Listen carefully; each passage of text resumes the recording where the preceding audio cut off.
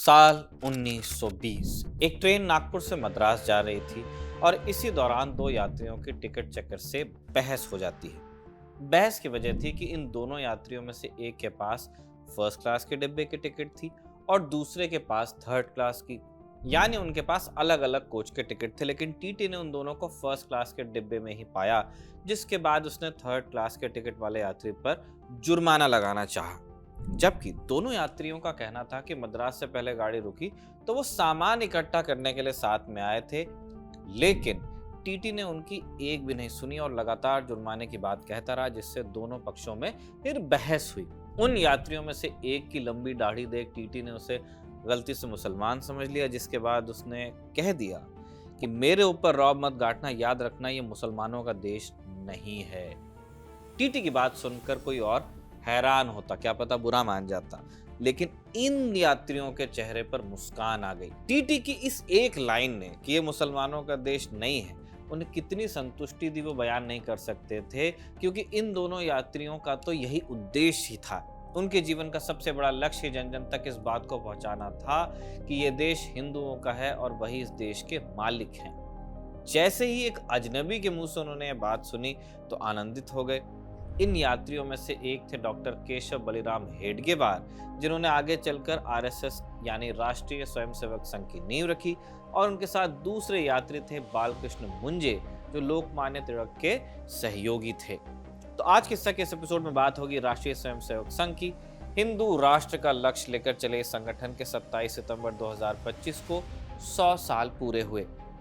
इन 100 सालों के दौरान इस संघ ने कई उतार चढ़ाव देखे, फिर चाहे वो महात्मा गांधी के कत्ल के बाद लगा बैन हो, या फिर आपातकाल में लगा प्रतिबंध हो, या फिर बाबरी मस्जिद का जब ढांचा गिराया गया उसके बाद भी संघ को प्रतिबंध का सामना करना पड़ा था। लेकिन संघ हर बार मुख्य धारा में लौट ही आता है। संघ के समर्थक, संघ के विरोधी और उसकी चर्चा करने वालों में से एक छोटा हिस्सा ही है जो वास्तव में जानता है कि राष्ट्रीय स्वयंसेवक संघ की स्थापना आखिर कैसे हुई थी। 1920 में नागपुर में हुए कांग्रेस के अधिवेशन में ऐसा क्या हुआ कि इस अधिवेशन का जिम्मा संभालने वाले डॉक्टर हेडगेवार का कांग्रेस से मोह भंग हुआ और आगे चलकर उन्होंने संघ की नींव रखी। बात होगी हिंदू मुस्लिम एकता पर गांधी और हेडगेवार के बीच हुए वार्तालाप की। साल 1923 में आई सावरकर की उस किताब का भी जिक्र होगा जिसने डॉक्टर हेडगेवार पर गहरा असर डाला था। संघ का नाम तय होने में 10 महीने क्यों लग गए, और नाम थे तो यही नाम क्यों चुना गया, संघ के आने के बाद हिंदू मुस्लिम टकराव कैसे बदला है हिंदुस्तान में, और आज़ादी के आंदोलन में संघ का क्या और कितना योगदान था, और जब संघ कहता है कि वो एक सांस्कृतिक संगठन है तो फिर वो एक राजनीतिक दल के लिए काम क्यों करता है, इन सवालों पर बात करेंगे। नमस्ते, मैं हूं निखिल और आप देख रहे हैं खबर गांव, और ये किस्सा है राष्ट्रीय स्वयंसेवक संघ का।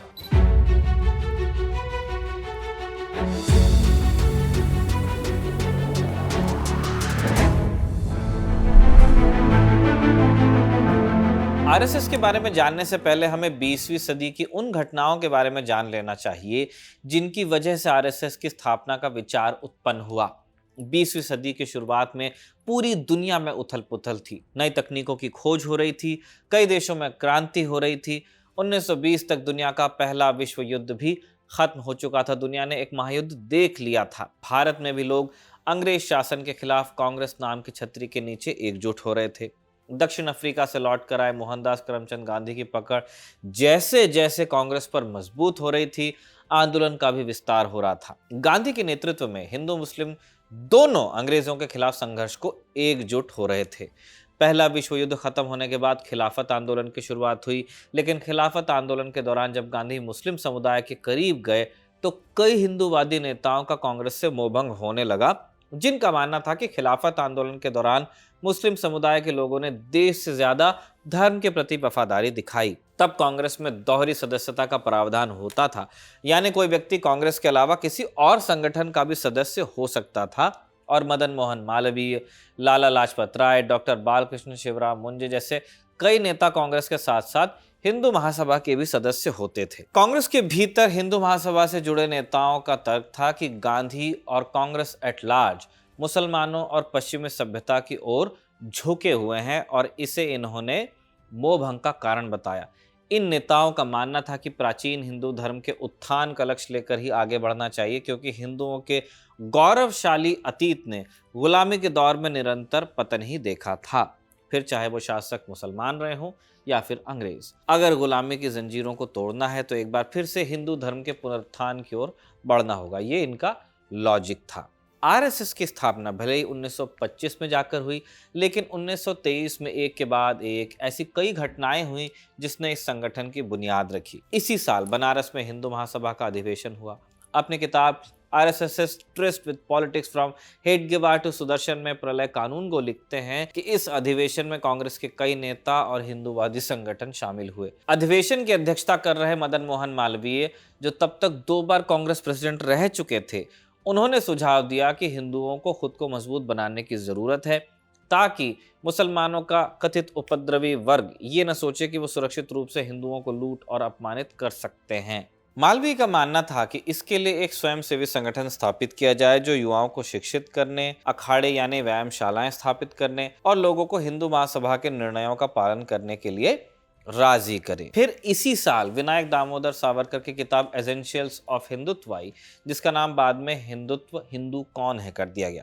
इस किताब ने हिंदू पहचान की अवधारणा को परिभाषित किया, जिसने हिंदुओं और गैर हिंदुओं के बीच लकीर खींचने में एक बड़ी भूमिका निभाई। साथ ही कांग्रेस और हिंदू महासभा के बीच जो लोग झूल रहे थे, इन लोगों को एक नया संगठन खड़ा करने के लिए वैचारिक आधार दे दिया। यानी हिंदूवादी नेताओं के पास एक स्वयंसेवी संगठन स्थापित करने के लिए आधार और वजह दोनों मिल गए। रही सही कसर अक्टूबर 1923 में हुए दंगों ने पूरी कर दी, और इस तरह हिंदू धर्म के कथित पुनरुत्थान और एक हिंदू राष्ट्र की अवधारणा के साथ सितंबर 1925 में डॉक्टर केशव हेडगेवार ने राष्ट्रीय स्वयंसेवक संघ की स्थापना कर दी। अब सवाल ये उठता है कि डॉक्टर हेडगेवार आखिर थे कौन, तो लगे हाथ एक नजर उनके जीवन पर भी मार लेते हैं। केशव बलिराम हेडगेवार का जन्म 1 अप्रैल 1889 को हुआ था।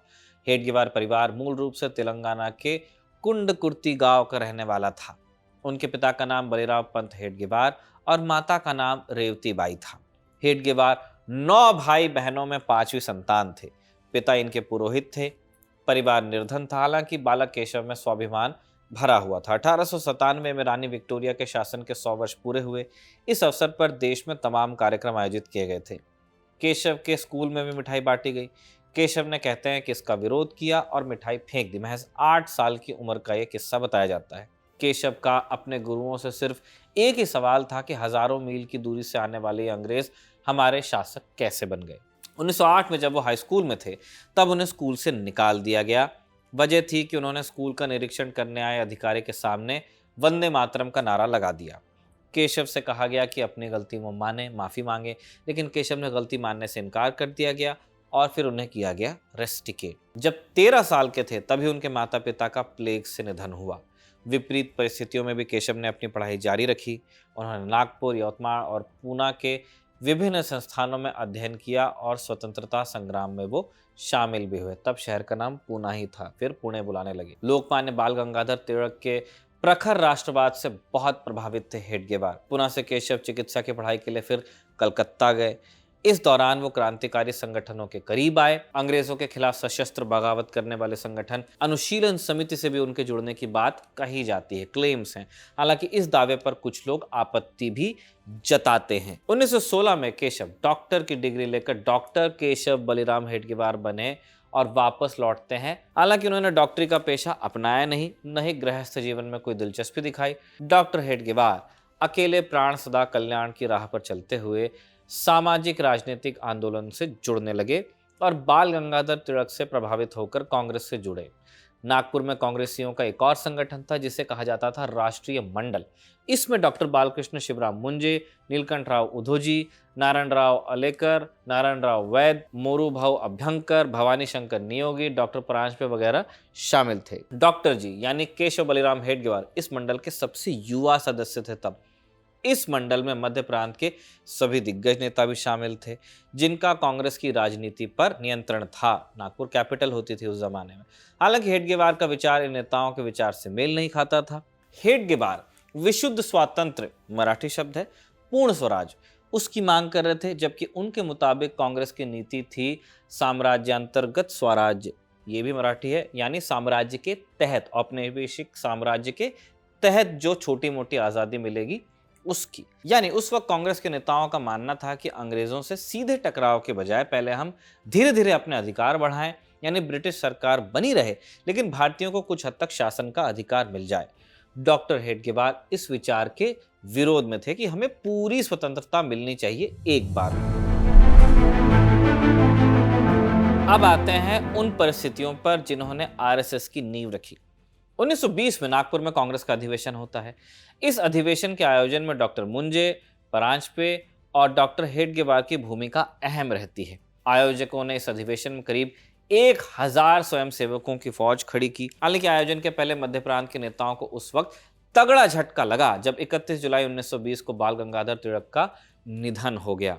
असल में मुंजे, हेडगेवार समेत मध्य प्रांत के नेता ये चाहते थे कि तिलक को नागपुर अधिवेशन का अध्यक्ष चुना जाए, लेकिन उनके निधन की खबर ने तोड़ कर रख दिया इन तीनों को। उधर खिलाफत आंदोलन के प्रति गांधी के बढ़ते रुझान को देखते हुए यह तय किया गया कि नागपुर अधिवेशन के लिए ऐसे व्यक्ति को अध्यक्ष बनाया जाए जिनका मत तिलकवादियों से मेल खाता हो। इस पर अरविंद घोष का नाम सामने आया। उस वक्त वो थे पौंडीचेरी में।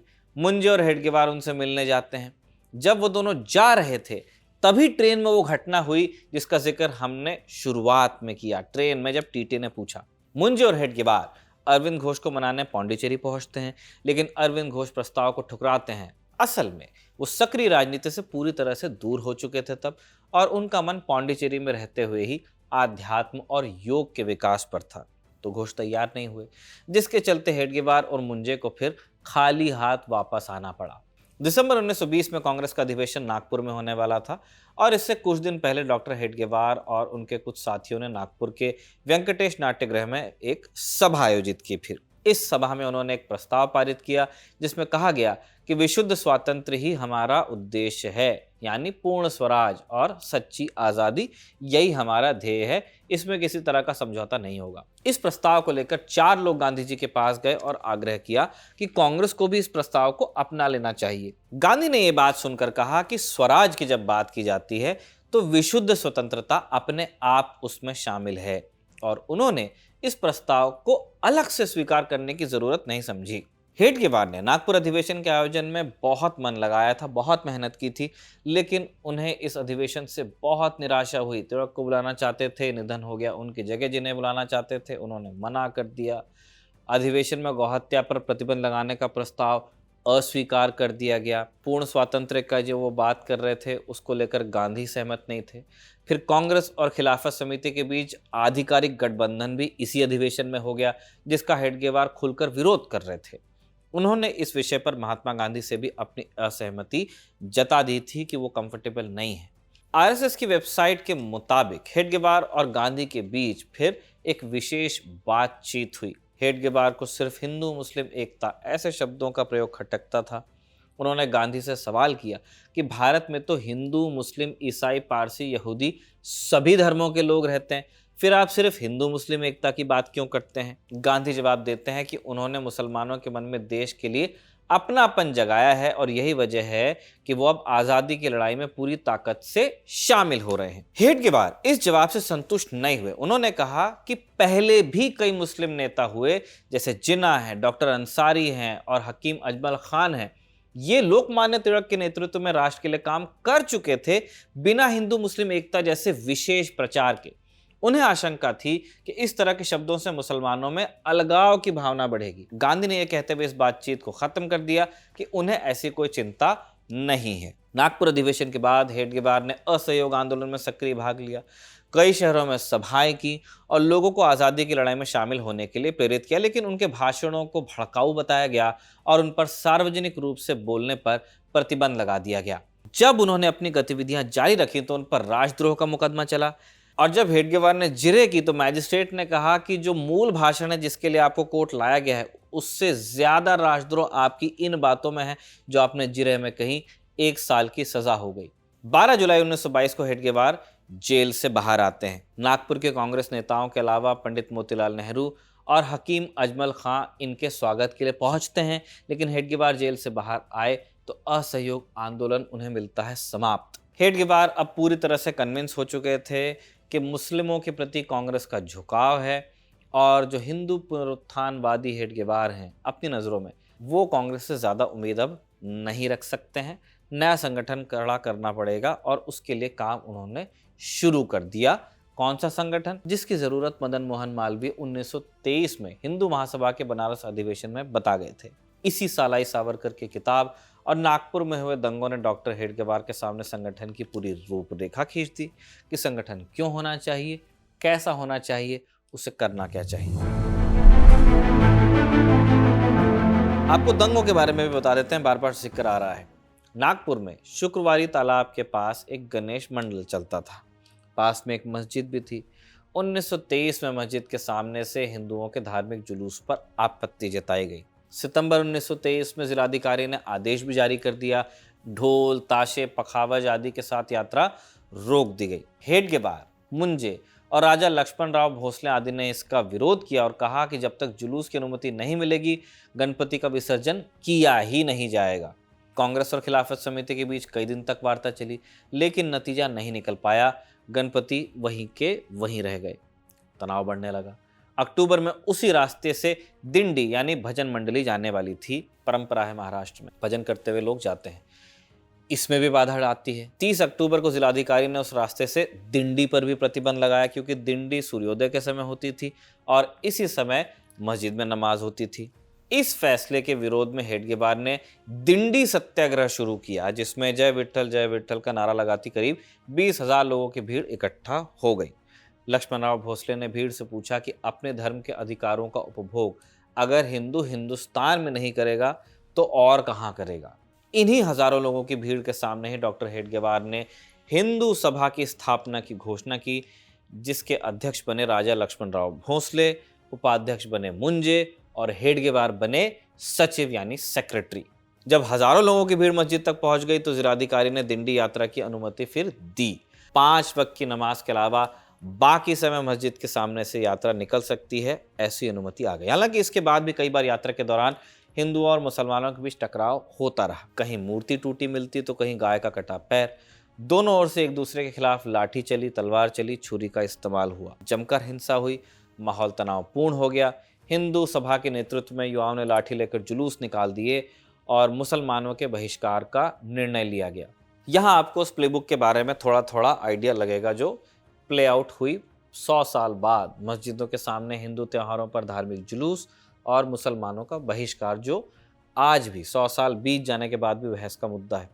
खैर, हिंदू सभा के नेतृत्व में मुसलमानों के खिलाफ हिंदू इकट्ठा हो रहे थे और अब एक नए संगठन की कल्पना भी आकार लेने लगी थी। 1923 में सावरकर की किताब एसेंशियल्स ऑफ हिंदुत्व आ जाती है। वो जेल में थे। भाई गणेश सावरकर ने इसको छपवाया था। हेडगेवार इनके संपर्क में थे। हेडगेवार पर इस किताब ने गहरा प्रभाव छोड़ा, ऐसा बताया जाता है। इस किताब ने हिंदू पहचान को परिभाषित किया। सावरकर ने पितृभू या पितृभूमि को सिर्फ भौगोलिक नहीं बल्कि एक सांस्कृतिक और ऐतिहासिक एकता का प्रतीक बता दिया, जो हिंदुओं को एक राष्ट्र के तौर पर एकजुट करती थी। पितृभू से सावरकर का तात्पर्य ऐसी जगह से था जहां व्यक्ति का जन्म हुआ और उसके पूर्वजों की सभ्यता फली फूली। भारत हिंदुओं के लिए ऐसी ही भूमि था।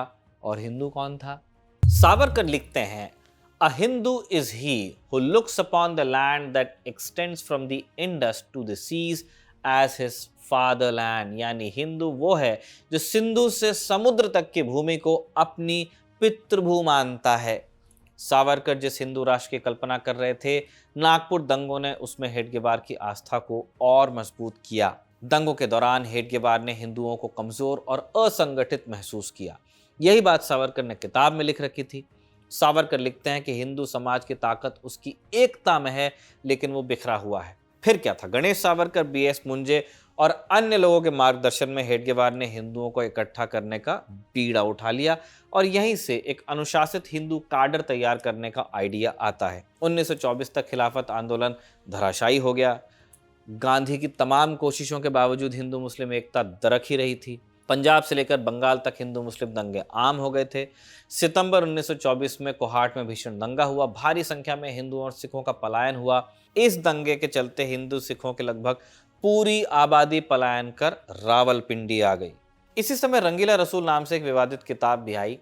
महाशय राजपाल की इस किताब में पैगंबर मोहम्मद की पर्सनल लाइफ पर कुछ व्यंग्य टिप्पणियां थी। जिसे मुस्लिम समाज ने अपमानजनक माना। फिर मुसलमानों की तरफ से भी ऐसी किताबें आई जिनमें हिंदू देवी देवताओं पर व्यंग्य लिखे गए, टिप्पणियां की गई, जिसे हिंदू समाज ने अपमानजनक माना। ये वो दौर था जब एक दूसरे पर कीचड़ उछालने के लिए सोशल मीडिया नहीं था, तो किताबों के जरिए ये काम चल रहा था। खैर, परिणाम ये रहा कि मालाबार, बॉम्बे, संयुक्त प्रांत, बिहार, उड़ीसा, बंगाल में जमकर दंगे हुए और उधर हेडगेवार हिंदू हितों की उपेक्षा से नाराज होते जा रहे थे। बस यहीं से एक नए संगठन की नींव रखने को स्पार्क मिल गया। दिन था 27 सितंबर 1925। दशहरे का त्योहार था, यानी बुराई पर अच्छाई की जीत का त्योहार। उसी दिन डॉक्टर हेडगेवार ने 15-20 लोगों को अपने घर पर इकट्ठा किया और सबके सामने यह ऐलान किया कि आज से हम लोग संघ की शुरुआत कर रहे हैं। इसीलिए दशहरा, या जैसा संघ कहता है दसरा, एक बड़ा ओकेजन होता है आरएसएस के लिए। इस दौरान बैठक में भाऊजी कावरे, अण्णा सोहेनी, विश्वनाथराव केड़कर, बाळाजी हुद्दार, बापूराव भेदी, ये सब मौजूद थे। शुरुआत में स्वयंसेवकों का काम अपने लक्ष्य की पूर्ति के लिए युवाओं को शारीरिक, मानसिक और बौद्धिक रूप से प्रशिक्षित करना था। लक्ष्य क्या था?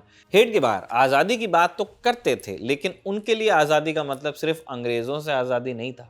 उनके नज़रिए में सिर्फ अंग्रेज़ों का विरोध करना ही देशभक्ति या राष्ट्रीयता नहीं थी। उनके लिए असली राष्ट्र निर्माण का मतलब था हिंदू समाज का पुनर्जागरण, यानी एक हिंदू राष्ट्र की स्थापना। उनका मानना था कि अगर भारत को सही मायनों में एकजुट और मजबूत बनाना है तो हिंदू समाज को संगठित करना होगा। वो ये भी मानते थे कि हिंदू राष्ट्र की सोच में ही धार्मिक अल्पसंख्यकों से जुड़ी समस्याओं का समाधान भी छिपा है। संघ के उद्देश्य के बारे में हेडगेवार का कहना था, हिंदू संस्कृति हिंदुस्तान की प्राणवायु है। हिंदुस्तान नहीं कह रहे हैं वो, हिंदुस्तान कह रहे हैं। हिंदू संस्कृति हिंदुस्तान की प्राणवायु है। यदि हिंदू संस्कृति हिंदुस्तान में ही नष्ट हो जाए और यदि हिंदू समाज का अस्तित्व समाप्त हो जाए तो केवल भौगोलिक इकाई को हिंदुस्तान कहना उचित नहीं होगा। केवल भौगोलिक खंडों से राष्ट्र नहीं बनता। ये स्मरण रखना चाहिए कि शक्ति केवल संगठन से ही आती है।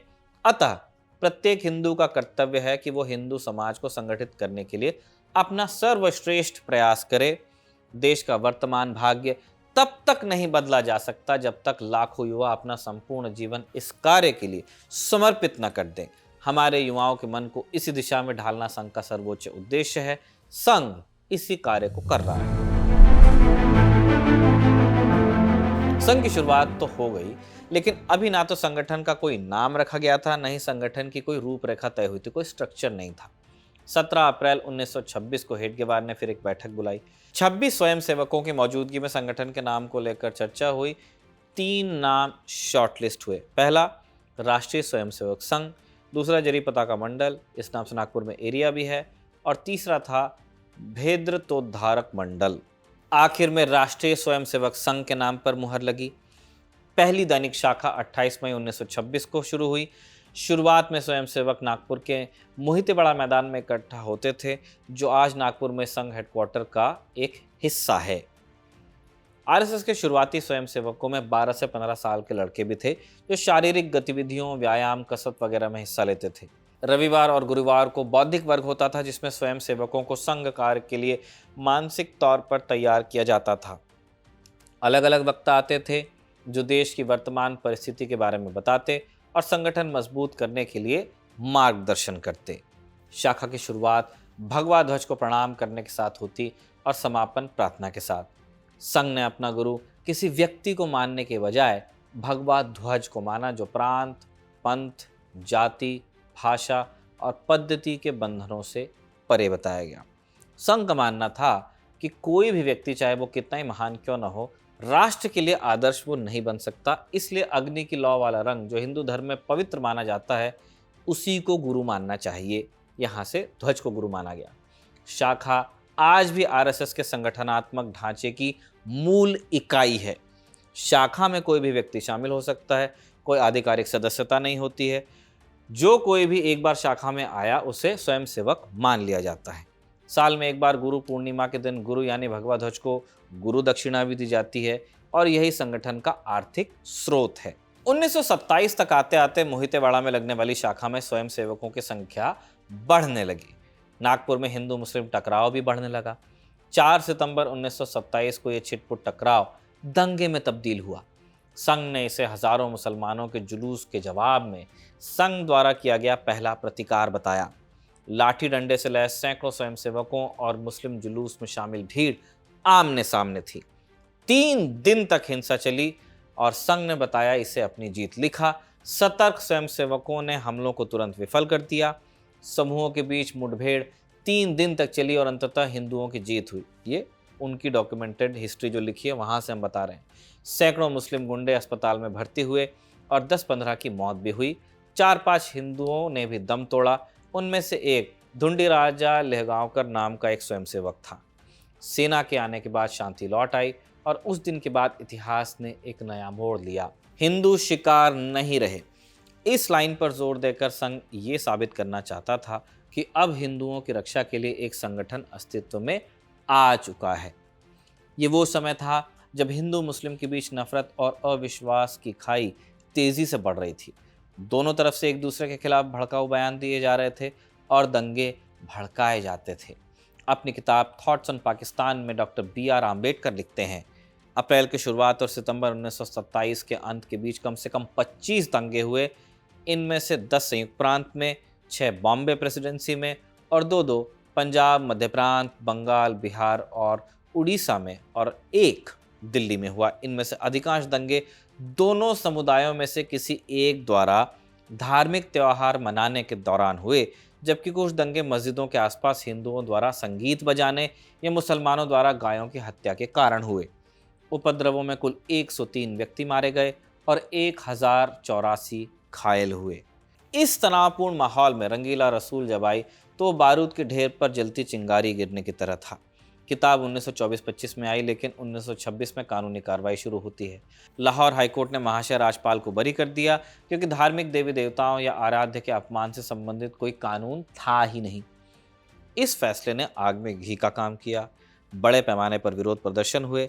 दबाव में ब्रिटिश हुकूमत ने IPC की धारा 295A लागू की, 295 जोगाना भी बना फिर, और इसके तहत जानबूझकर और दुर्भावनापूर्वक धार्मिक विश्वासों का अपमान करना एक आपराधिक कृत्य बना दिया गया।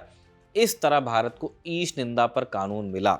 इधर महाशय राजपाल के खिलाफ लाहौर से लेकर दिल्ली तक रैलियां हो रही थी। दिल्ली की जामा मस्जिद से मौलाना मोहम्मद अली ने राजपाल, उन्हें रिहा करने वाले जज और अंग्रेज सरकार के खिलाफ जिहाद का ऐलान कर दिया। 1929 तक राजपाल पर 2 बार हमले हो चुके थे। 6 अप्रैल 1929 को भी हुआ। इल्म उद्दीन नाम के एक 19 साल के लड़के ने उनके किताबों की दुकान में घुसकर उनकी हत्या कर दी, जो अपने लबादे में छुपाकर एक नया खरीदा हुआ खंजर लेकर आया था। इल्मुद्दीन पर मुकदमा चला। फिर मोहम्मद अली जिन्ना उसका केस लड़ने गए। अल्लामा इकबाल समेत तमाम मुस्लिम नेताओं ने उसका समर्थन किया। अक्टूबर 1929 में उसे फिर फांसी दी गई। अल्लामा इकबाल और जिन्ना दोनों उसके जनाजे में गए। उसे आज भी पाकिस्तान में गाजी का दर्जा मिला हुआ है। अगले कुछ वर्षों में संघ का फिर विस्तार हुआ। अब संगठन की छवि कट्टर हिंदूवादी संगठन की बनने लगी। ऐसे में कांग्रेस ने इससे फिर दूरी बनानी शुरू की। हेडगेवार का भी अब पूरा ध्यान कांग्रेस के बजाय राष्ट्रीय स्वयंसेवक संघ पर था। हालांकि 1930 में जब महात्मा गांधी ने दांडी मार्च शुरू किया तो हेडगेवार ने भी अंग्रेजों के कानून की अवहेलना करते हुए जंगल सत्याग्रह में हिस्सा लिया। उन्हें गिरफ्तार किया गया और जेल भेजा गया। इस सत्याग्रह में हेडगेवार जरूर शामिल हुए थे, लेकिन राष्ट्रीय स्वयंसेवक संघ ने इससे दूरी बना रखी थी। शाखा में साफ कहा गया कि अगर कोई स्वयंसेवक व्यक्तिगत तौर पर शामिल होना चाहता है तो हो सकता है। हेडगेवार समेत कुछ स्वयंसेवक शामिल भी हुए थे। हालांकि आरोप ये भी लगते हैं कि बहुत सारे स्वयंसेवकों को नमक सत्याग्रह में शामिल होने से रोका भी गया था। बढ़ती सांप्रदायिक घटनाओं को देखते हुए 1934 में कांग्रेस ने अपने सदस्यों को मुस्लिम लीग, हिंदू महासभा और RSS में शामिल होने से प्रतिबंधित कर दिया, यानी दोहरी सदस्यता वाला प्रावधान खत्म किया गया। अब कोई व्यक्ति या तो कांग्रेस का सदस्य हो सकता था या किसी और संगठन का। इस तरह से संघ और कांग्रेस के रास्ते पूरी तरह अलग हुए। बाद के वर्षों में स्वास्थ्य संबंधी दिक्कतों की वजह से हेडगेवार की सक्रियता कम होती गई। 21 जून 1940 को उनका निधन हुआ और मृत्यु से पहले अपने अंतिम भाषण में उन्होंने 1940 में नागपुर में कहा था कि वो स्वर्णिम दिन अवश्य आएगा जब संपूर्ण भारत संघमय हो जाएगा। तब पृथ्वी पर कोई भी शक्ति हिंदुओं पर कुदृष्टि डालने का साहस नहीं कर पाएगी। 1940 में हेडगेवार की मृत्यु के बाद RSS के सरसंघचालक या प्रमुख के रूप में माधवराव सदाशिवराव गोलवलकर ने पदभार संभाला। जिस तरह से संघ के लोग हेडगेवार को डॉक्टर जी कहते थे, गोलवलकर को गुरु जी कहा जाता था। गोलवलकर का जन्म 19 फरवरी 1906 को महाराष्ट्र के रामटेक में हुआ था, नागपुर के पास ही है। उन्होंने नागपुर में अपनी स्कूली शिक्षा पूरी की और बनारस हिंदू विश्वविद्यालय से जीव विज्ञान में एमएससी की डिग्री हासिल की। इसके बाद उन्होंने बीएचयू में ही पढ़ाना शुरू किया, जिससे उन्हें गुरुजी का उपनाम मिला। 1928 में संघ के शुरुआती स्वयंसेवकों में से एक प्रभाकर दानी पढ़ाई के लिए बीएचयू आए। यूनिवर्सिटी के संस्थापक कौन? मदन मोहन मालवीय। इनके आशीर्वाद से बीएचयू में फिर संघ की शाखा शुरू होती है। गोलवलकर भी इस शाखा में हिस्सा लेना शुरू करते हैं। 1932 में हेडगेवार ने गोलवलकर को विजयदशमी समारोह में हिस्सा लेने के लिए नागपुर बुलाया। दसरा बोलते हैं वो, मैंने पहले भी बताया। वापस लौटने के बाद गोलवलकर ने संघ के कार्यों में सक्रियता और बढ़ा दी। फिर 1933 में गोलवलकर नागपुर लौट आते हैं। हेडगेवार ने उन्हें कई महत्वपूर्ण जिम्मेदारियां सौंपी। फिर हेडगेवार समेत संघ के अन्य वरिष्ठ सदस्य कांग्रेस, हिंदू महासभा या किसी न किसी राजनीतिक दल या संगठन से जुड़े थे, लेकिन गोलवलकर के साथ ऐसा कुछ नहीं था। लेकिन ऐसा भी नहीं था कि गोलवलकर हमेशा से सिर्फ संघ के बारे में सोचते थे। संघ और रामकृष्ण मिशन को लेकर उनके मन में थी दुविधा कि मुझे किस दिशा में जाना है। काफ़ी समय उनका नागपुर के रामकृष्ण मिशन में भी बीता है। 1936 में एक वक्त ऐसा भी आया कि अचानक गायब हो गए। खोजा गया कि भाई कहाँ गए, तो पता चला कि बंगाल में अखंडानंद के आश्रम में है। अखंडानंद रामकृष्ण परमहंस के शिष्य थे। 1 साल आश्रम में बिताने के बाद गोलवलकर वैसे वापस नागपुर आते हैं और पूरी तरह से संघ के काम में लग जाते हैं। इस एपिसोड के बाद 1939 में गोलवलकर एक किताब लिखते हैं, वी और आर नेशनहुड डिफाइंड। ये किताब न केवल गोलवलकर की पहली अभिव्यक्ति थी, बल्कि आरएसएस का एक स्पष्ट वैचारिक खांचा खींचने का पहला प्रयास भी। हालांकि आरएसएस ने बाद में इससे दूरी भी बनाई। 1963 में गोलवलकर ने कहा कि वो इस किताब के लेखक नहीं हैं और वास्तव में ये गणेश सावरकर की किताब राष्ट्रमीमांसा का अनुवाद है। खैर, क्या था किताब में? किताब में धार्मिक अल्पसंख्यकों के खिलाफ बातें थी, मार्शल रेस सिद्धांत की बात थी, जो किसने दिया था? अंग्रेज़ों ने। हिटलर और मुसोलिनी के नाजीवाद और फांसीवाद की तारीफ भी थी और इसे हिंदुस्तान के लिए सबक बताते हुए सीखने की बातें लिखी गई थी। इस किताब में गोलवलकर का कहना था कि हिंदुस्तान में रहने वाली विदेशी नस्लों को हिंदू संस्कृति और भाषा अपनानी होगी, आदर सम्मान करना होगा, अपना अलग अस्तित्व त्याग कर हिंदू धर्म में विलीन होना होगा, पूरी तरह से हिंदू राष्ट्र के अधीन रहना होगा, जिसमें कोई विशेष अधिकार या विशेष व्यवहार नहीं होगा, यहाँ तक कि नागरिक अधिकार भी नहीं। बाद में संघ और गोलवलकर दोनों ने इस किताब से पल्ला झाड़ लिया। 1940 में गोलवलकर सरसंघ चालक बनते हैं। उनके सामने संगठन को महाराष्ट्र से बाहर प्रसारित करने की चुनौती थी और गोलवलकर इसमें सफल भी रहे। गोलवलकर के सरसंघ चालक रहते संघ ने कई उथल पुथल के दौर देखे। देश आज़ाद हुआ, विभाजन त्रासदी बनकर आता है, महात्मा गांधी की हत्या हो जाती है, संघ पर प्रतिबंध लगता है। 30 सालों के अपने कार्यकाल में गोलवलकर ने न केवल संघ को राष्ट्रव्यापी बनाया, बल्कि देश के हर राजनीतिक और सामाजिक तबके में अपनी मौजूदगी को दर्ज करा दिया। गोलवलकर के नेतृत्व में न केवल संघ बल्कि जनसंघ, विद्यार्थी परिषद, भारतीय मजदूर संघ, बीएमएस जैसे अनुषंगिक संगठनों का भी विस्तार होता है और समाज के हर तबके तक पहुंच बनने लगती है संघ की। हिंदू राष्ट्र, संघ और उसके उद्देश्यों की व्याख्या करने वाली गोलवलकर की किताब बंच ऑफ थॉट्स को संघ की बाइबल माना जाता है। संघ के दूसरे सरसंघ चालक गोलवलकर ने संघ पर जो उसके संस्थापक थे हेडगेवार, उनसे ज्यादा प्रभावशाली छाप छोड़ी। ज्योतिपुंज नाम की किताब में वर्तमान प्रधानमंत्री नरेंद्र मोदी गोलवलकर की तुलना बुद्ध, छत्रपति शिवाजी और बाल गंगाधर तिलक से भी कर देते हैं। मोदी की किताब में आरएसएस के कार्यकर्ताओं के बारे में लिखा है और सबसे लंबा लेख गोलवलकर पर ही है। गोलवलकर ने भले ही संघ को एक राष्ट्रव्यापी संगठन के तौर पर खड़ा किया हो, लेकिन वो हमेशा अपने घृणा और नफरत फैलाने वाले विचारों के लिए आलोचकों के निशाने पर भी रहे। उनके आलोचकों द्वारा उन्हें हमेशा देश का सद्भाव बिगाड़ने और अल्पसंख्यकों के प्रति नफरत पैदा करने वाले कमांडर के तौर पर देखा गया। देश की आजादी में संघ का योगदान, एक ऐसा सवाल जिस पर संघ हमेशा बैकफुट पर रहा।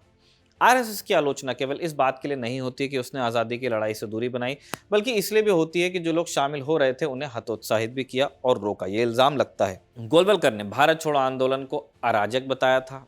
कहा था कि हमारा काम हिंदू समाज को संगठित करना है, न कि अस्थायी आंदोलन में उलझना। पहले भी संघ कांग्रेस के उद्देश्य अंग्रेजों को बाहर निकालने को तात्कालिक और अपने लक्ष्य हिंदू राष्ट्र को दीर्घकालिक बता चुका था। अब संघ अंग्रेजों से सीधे टकराव से बच रहा था। गोलवलकर ने स्वयंसेवकों को कहा कि हमें ब्रिटिश से नहीं बल्कि आंतरिक कमजोरी से लड़ना है। गोलवलकर ने स्वयंसेवकों से आंदोलन की बजाय शाखा पर ध्यान देने को कहा। आलोचकों ने इसे आंदोलन के दौरान अंग्रेजों का समर्थन माना, जबकि संघ ने इसे रणनीतिक तटस्थता बताया। हालांकि बाद के वर्षों में आरएसएस ये कहता रहा कि आजादी के आंदोलन में संघ ने सक्रिय भूमिका निभाई थी और असहयोग आंदोलन के दौरान उनके जेल जाने का जिक्र किया जाता है, लेकिन इसके जवाब में यह तर्क दिया जाता है कि जब हेडगेवार कांग्रेस में थे और आरएसएस की स्थापना तब तो हुई ही नहीं थी। आजादी की लड़ाई का नेतृत्व कर रहे गांधी भी आरएसएस को सांप्रदायिक संगठन मानते थे। इंडियन एक्सप्रेस में छपे राम पुनियानी के आर्टिकल के मुताबिक 9 अगस्त 1942 को हरिजन में छपे एक लेख में गांधी ने आरएसएस को एक सांप्रदायिक संगठन बताया था, जिनका यह मानना था कि देश केवल हिंदुओं का है और आज़ादी के बाद दूसरे धर्मों के लोग गुलाम होंगे। अपनी किताब religious dimensions of India nationalism a study of RSS में शमसुल इस्लाम लिखते हैं, 17 जुलाई 1947 को संघ के मुखपत्र ऑर्गेनाइजर में छपे लेख में भगवा ध्वज को राष्ट्रीय ध्वज घोषित कर दिल्ली के लाल किले पर फहराने की मांग की गई। 3 रंगों वाले झंडे को राष्ट्र के लिए अशुभ बताया गया और कहा गया कि हिंदू इसे कभी स्वीकार नहीं करेंगे। संघ ने दोहराया कि उसकी प्रतिज्ञा और प्रार्थना से स्पष्ट है कि हिंदू राष्ट्र स्थापित करने के लिए उसकी प्रतिबद्धता बनी रहेगी, जारी रहेगी। सितंबर 1947 में गांधी और गोलवलकर की दिल्ली में मुलाकात हुई। संघ के मुताबिक दोनों नेताओं ने विभाजन के बाद मची मारकाट और हिंसा पर चिंता जताई और शाम की सभा में गांधी ने गोलवलकर की तारीफ भी की।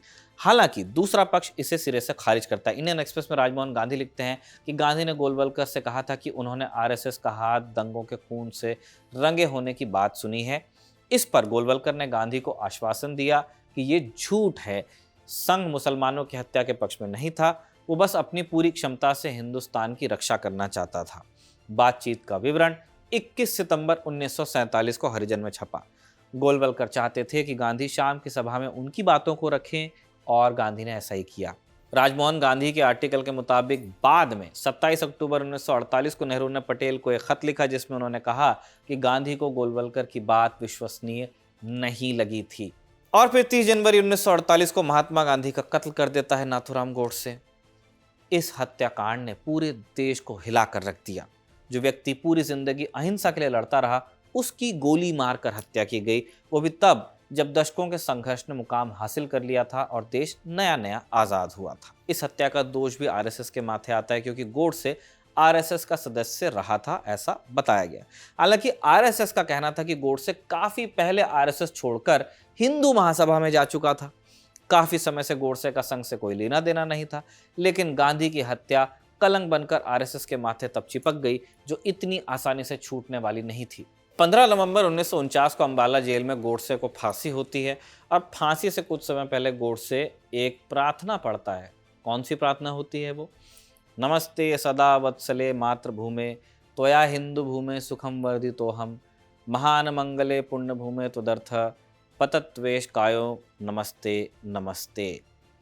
बताने की ज़रूरत नहीं है कि ये राष्ट्रीय स्वयंसेवक संघ की आधिकारिक प्रार्थना है, जो आज भी शाखाओं में गाई जाती है। इस गीत को 1939 में संघ ने स्वीकार किया था। इस वाक़ये के आधार पर दावा किया जाता है कि गोडसे संघ छोड़ने के बाद भी संघ से जुड़ा रहा। गोडसे के परिजनों ने भी उसके स्वयंसेवक होने का दावा किया था और कहा था कि उन्होंने कभी इसे छोड़ा ही नहीं। हालांकि ये सवाल अभी भी विवाद का विषय है कि गोडसे का आरएसएस से कोई संबंध था या नहीं था। आरएसएस ने लगातार ये बात दोहराई कि 1930 के दशक के शुरुआती सालों में गोडसे संघ से जुड़ा था और कुछ ही समय बाद वो संघ छोड़कर हिंदू महासभा में चला गया था। हालांकि इन तमाम दावों के बावजूद अक्सर संघ और उससे जुड़े संगठनों के लोग गोडसे से सहानुभूति और गांधी के प्रति अपनी नफरत सार्वजनिक करते रहे हैं। गांधी की हत्या के 4 दिन बाद गोलवलकर को गिरफ्तार कर लिया गया। अगले दिन 4 फरवरी को आरएसएस पर प्रतिबंध लगा। गोलवलकर ने एक बयान जारी कर महात्मा गांधी की हत्या में संघ की किसी भी तरह की संलिप्तता से इनकार किया। कहा कि संघ हमेशा से कानून के दायरे में रहकर गतिविधियां चलाने में विश्वास करता है। चूंकि संघ को प्रतिबंधित कर दिया गया है, इसलिए जरूरी है कि प्रतिबंध लागू रहने तक संघ को भंग कर दिया जाए। हालांकि इस ऐलान के बाद भी स्वयंसेवकों की गतिविधियां जारी रहीं। वल्लभ भाई पटेल ने 19 जुलाई 1948 को श्यामा प्रसाद मुखर्जी को एक चिट्ठी लिखी। पटेल ने कहा कि मेरे मन में कोई संदेह नहीं है कि हिंदू महासभा का एक अतिवादी वर्ग इस साजिश में शामिल था। आरएसएस की गतिविधियां सरकार और राज्य के अस्तित्व के लिए एक स्पष्ट खतरा थी। हमारी रिपोर्ट बताती है कि प्रतिबंध के बावजूद ये गतिविधियां कम नहीं हुई हैं। हालांकि गृह मंत्री के इन दावों के बावजूद सरकार को जांच के दौरान संघ के साजिश में शामिल होने के सबूत नहीं मिले, कंक्लूसिव एविडेंस नहीं आया, और कुछ ही दिनों बाद गोलवलकर और अन्य नेताओं को फिर रिहा भी किया गया, लेकिन संघ पर प्रतिबंध जारी रहा। कारवा में छपी हरतोष सिंह बल की रिपोर्ट के मुताबिक तत्कालीन गृह मंत्री वल्लभ भाई पटेल ने गोलवलकर को खत लिखकर आरएसएस की गतिविधियों पर चिंता जताई। लिखा था, हिंदुओं को संगठित करना और उनकी मदद करना एक बात है, लेकिन निर्दोष और असहाय पुरुषों, महिलाओं और उनके बच्चों पर अत्याचारों का बदला लेना बिल्कुल अलग बात है। पटेल ने संघ नेताओं के भाषणों को सांप्रदायिक और जहरीला बताया, जिसकी वजह से गांधी जी की जान गई। सरदार पटेल ने कहा कि जब गांधी जी की हत्या हुई तो आरएसएस के लोगों ने मिठाई बांटी और खुशी जताई। इससे लोगों में आक्रोश पैदा हुआ और आरएसएस का विरोध हुआ। ऐसी स्थिति में आरएसएस के खिलाफ कार्रवाई जरूरी थी। पटेल ने गोलवलकर को कुछ बदलाव के भी सुझाव दिए थे। गोलवलकर ने प्रतिबंध हटाने के लिए कई बार अपील की। उन्होंने प्रधानमंत्री नेहरू और गृह मंत्री पटेल को खत लिखे, सत्याग्रह भी किया। अंततः प्रतिबंध हटा 11 जुलाई 1949 को। गोलवलकर ने संघ का एक लिखित संविधान सरकार को सौंपने पर सहमति जताई। इसी में स्पष्ट हुआ कि संघ केवल सामाजिक और सांस्कृतिक संगठन ही होगा और राजनीति से इसका कोई लेना देना नहीं। हालांकि स्वयंसेवकों को इस बात की स्वतंत्रता थी कि वो किसी दल या संस्था में शामिल हो सकें। संघ में बड़ी संख्या में ऐसे नेता भी थे जो राजनीति में सक्रिय थे। प्रतिबंधों के दौरान मची उथल पुथल ने इस बहस को जन्म दिया कि क्या संघ को राजनीति में शामिल होना चाहिए या नहीं होना चाहिए। इस बहस का एक परिणाम ये था कि अलग अलग क्षेत्रों में संघ के अनुषांगिक संगठनों की शुरुआत हुई। सबसे पहले 1949 में अखिल भारतीय विद्यार्थी परिषद बना, जो यूनिवर्सिटी कॉलेज में छात्रों के बीच संघ के प्रचार का और प्रसार का माध्यम बना। हम कह देते हैं कि एबीवीपी बीजेपी का स्टूडेंट विंग है, नहीं है, आरएसएस का है। संघ ने अंग्रेजी शिक्षा व्यवस्था को मैकाले की नीति बताया, जो भारत में आज्ञाकारी सेवक तैयार करने के लिए बनाई गई थी। इसके प्रतिकार में संघ ने विद्या भारती की शुरुआत की और 1952 में गोरखपुर में पहला सरस्वती शिशु मंदिर खोला गया। ईसाई मिशनरियों के द्वारा चलाए जा रहे धर्मांतरण अभियान का सबसे आसान शिकार दूर दराज के इलाकों में रहने वाले आदिवासी थे। उनकी हिंदू पहचान स्थापित करने और मुख्य धारा से जोड़ने के लिए वनवासी कल्याण आश्रम की शुरुआत की गई। ट्रेड यूनियनों में मजबूती से जमे कम्युनिस्टों का सामना करने के लिए भारतीय मजदूर संघ की स्थापना हुई।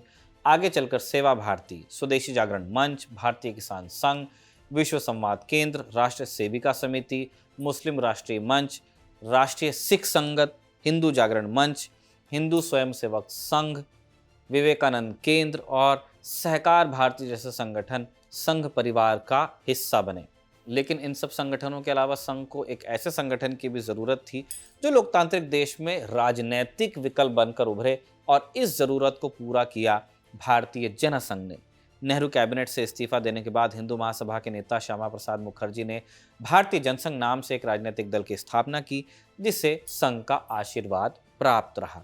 1950 में जब पहली बार मुखर्जी ने एक नई पार्टी खड़ा करने में मदद मांगी तो गोलवलकर ने साफ मना किया, लेकिन कुछ ही महीनों बाद उन्होंने मन बदला। उन्होंने मुखर्जी को जनसंघ चलाने के लिए अपने भरोसेमंद स्वयंसेवक दिए, जिसमें दीनदयाल उपाध्याय, नानाजी देशमुख, बलराज मधोक, सुंदर सिंह भंडारी, बापू साहेब सोनी और अटल बिहारी वाजपेयी का नाम शामिल था। जनसंघ पर आरएसएस का संगठनात्मक नियंत्रण हुआ। 1952 में हुए पहले आम चुनाव में जनसंघ ने 94 सीटों पर उम्मीदवार उतारे और 3 सीटों पर जीत भी गए। इसमें बंगाल से श्यामा प्रसाद मुखर्जी और दुर्गाचरण बनर्जी, जबकि राजस्थान से उमाशंकर त्रिवेदी शामिल थे। जनसंघ के कोर एजेंडे में सभी नागरिकों के लिए समान नागरिक संहिता, जम्मू कश्मीर से अनुच्छेद 370 का खात्मा और गो हत्या पर पूर्ण प्रतिबंध शामिल था। आने वाले सालों में आरएसएस और अनुषांगिक संगठनों का तेजी से प्रसार हुआ। चीन से युद्ध के बाद 1963 में हुए गणतंत्र दिवस समारोह में आरएसएस के करीब 2000 स्वयंसेवकों ने अपनी यूनिफॉर्म में परेड की।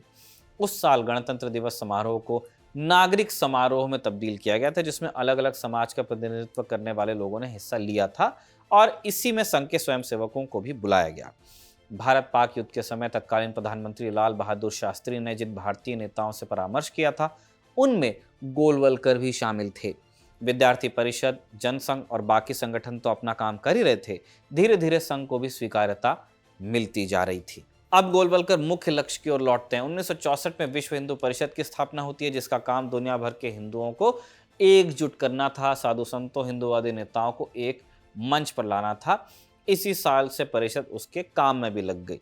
इस साल यानी कि 1964 में विश्व हिंदू परिषद ने गोरक्षा का मुद्दा उठाया, जिसका 3 शंकराचार्यों, कई संगठनों और साधु संतों ने समर्थन किया। 1965 में एक बैठक बुलाई गई जिसमें अखिल भारतीय राम राज्य परिषद के करपात्री महाराज को नेता चुना गया। इस बैठक में संसद का घेराव कर विरोध प्रदर्शन करने पर सहमति बनी। इससे पहले 1948 में भी करपात्री महाराज के नेतृत्व में हिंदू कोड बिल के खिलाफ संसद का घेराव हुआ था। हिंदू कोड बिल एक सुधारवादी बिल था जो महिलाओं को शादी, विरासत और संपत्ति से जुड़े कई सारे अधिकार देता था। संसद के भीतर और बाहर दोनों जगह रूढ़िवादी नेताओं ने इसका विरोध किया। इससे हिंदुओं की परंपरा, संस्कृति के साथ छेड़छाड़ बताया गया, जिसके बाद सरकार को इसे वापस लेना पड़ा था और अंबेडकर ने नेहरू कैबिनेट से इस्तीफा दे दिया था। हालांकि बाद में कुछ संशोधनों के साथ नेहरू ने इसे पास करवा ही लिया था। 1966 में इंदिरा गांधी प्रधानमंत्री बनती हैं। इन्होंने गौहत्या पर प्रतिबंध न लगाने तक आमरण अनशन की घोषणा करने वाले साधु संतों के खिलाफ झुकने से इनकार किया। 7 नवंबर 1966 को करीब 1 लाख प्रदर्शनकारियों की भीड़ ने भाला त्रिशूल लहराते हुए संसद पर धावा बोला। इसे जनसंघ और आरएसएस का समर्थन था। पुलिस ने भीड़ को तितर-बितर करने के लिए फायरिंग की, जिसमें 7 लोगों की मौत हुई। प्रदर्शनकारियों ने सैकड़ों लोगों के मारे जाने का दावा किया। भीड़ हिंसक हुई। संसद के आसपास नेताओं के घरों में जमकर तोड़फोड़ हुई। 1966 में ही प्रयाग कुंभ में विश्व हिंदू परिषद ने संत सम्मेलन का आयोजन किया। इस सम्मेलन में विश्व हिंदू परिषद ने अयोध्या में राम जन्मभूमि पर मंदिर निर्माण के लिए एक आंदोलन शुरू करने का ऐलान किया, जिसने संघर्ष के एक नए चरण को जन्म दिया। 5 जून 1973 को गोलवलकर की मृत्यु होती है। अपने 30 वर्षों के कार्यकाल में माधवराव सदाशिव गोलवलकर ने न केवल संघ को स्थापित किया, बल्कि अनुषांगिक संगठनों की लंबी चौड़ी फौज भी खड़ी कर दी, जिसने संघ की पहचान हर क्षेत्र तक बना दी। गोलवलकर की मृत्यु के बाद उनके 3 सीलबंद लिफाफे खोले गए। पहले लिफाफे में एक खत निकला जिसमें लिखा था कि उनके बाद मधुकर दत्तात्रेय देवरस, जिन्हें बाला साहब देवरस कहा गया, अगले सरसंघ चालक होंगे। वारिस का ऐलान कर दिया। बाला साहब देवरस बाल स्वयंसेवक थे। मोहितेवाड़ा में लगी संघ की पहली शाखा में शामिल रहे थे। उन्होंने हेडगेवार और गोलवलकर दोनों के साथ लंबे समय तक काम किया था। सरसंघ चालक बन जाने के बाद देशव्यापी दौरे पर निकले देवरस। बड़ी संख्या में सभाओं को संबोधित किया। श्रोताओं के साथ सवाल जवाब की परंपरा शुरू की। कोई भी व्यक्ति सरसंघ चालक से सीधा सवाल पूछ सकता था और उसका जवाब देते थे। एक ऐसा ट्रेडिशन जो कम से कम एक बार साल में आज भी फॉलो होता है। अभी कुछ दिन पहले मोहन भागवत दिल्ली में थे। एक सभा हुई जिसमें उन्होंने पत्रकारों के सवाल लिए और फिर जवाब भी दिए। अपने पूर्ववर्ती सरसंघ चालकों की तरह देवरस ने भी संघ को सक्रिय राजनीति से दूर रखने की कोशिश की, लेकिन बाकी संगठनों के जरिए उनका हस्तक्षेप बना रहा पॉलिटिक्स में। 1974 में उन्होंने विद्यार्थी परिषद को गुजरात के नवनिर्माण आंदोलन में उतारा। इस आंदोलन ने गुजरात की चिमनभाई पटेल की सरकार को उखाड़ फेंका था। आजाद भारत में पहली बार था जब किसी निर्वाचित सरकार को इस तरह से रवाना किया गया हो। इसके बाद सड़कों पर छात्रों के आंदोलन का एक अलग ही दौर चला। अगला टारगेट था बिहार। पटना की सड़कें इंदिरा हटाओ, देश बचाओ के नारे से गूंजी और नारेबाजी कर रहे छात्रों में समाजवादी और वामपंथी छात्रों के साथ साथ भगवा झंडा थामे विद्यार्थी परिषद के कार्यकर्ता भी शामिल रहे। जेपी के संपूर्ण क्रांति आंदोलन को संघ ने पूरा समर्थन दिया। दोनों ने एक दूसरे की जरूरत पूरी की। जेपी के पास एक आंदोलन था, राजनीतिक नेतृत्व था। आरएसएस के पास जमीनी नेटवर्क वाला एक मजबूत संगठन था। बदले में जेपी ने संघ की जमकर तारीफ की, कहा कि अगर संघ फांसीवादी है तो मैं भी फांसीवादी हूं। 4 नवंबर 1974 को जयप्रकाश नारायण पटना में गांधी मैदान से राज्य सचिवालय तक छात्रों और विपक्षी कार्यकर्ताओं के एक मार्च का नेतृत्व कर रहे थे कि पुलिस ने अचानक लाठीचार्ज कर दिया। जयप्रकाश नारायण पर बेरहमी से लाठियां बरसाई गई। दावा किया जाता है कि जेपी के अचेत शरीर पर नानाजी देशमुख ढाल बन गए थे। कौन? संघ के प्रचारक रहे नानाजी देशमुख, भारतीय जनसंघ के वरिष्ठ नेता। इनका हाथ टूट गया, लेकिन वो जेपी को जिंदा बचाने में सफल रहे। नानाजी देशमुख ने संपूर्ण क्रांति आंदोलन के दौरान प्रमुख निडर चेहरे के तौर पर अपनी पहचान बनाई। लोक संघर्ष समिति के महासचिव थे। आपातकाल के खिलाफ बनी इस समिति में आरएसएस के स्वयंसेवकों की महत्वपूर्ण भूमिका थी। आंदोलन के दौरान ये स्वयंसेवक राजनीतिक नेतृत्व के संपर्क में आए। उनके साथ काम करने और संपर्क बनाने का अनुभव भी इन्होंने प्राप्त कर लिया।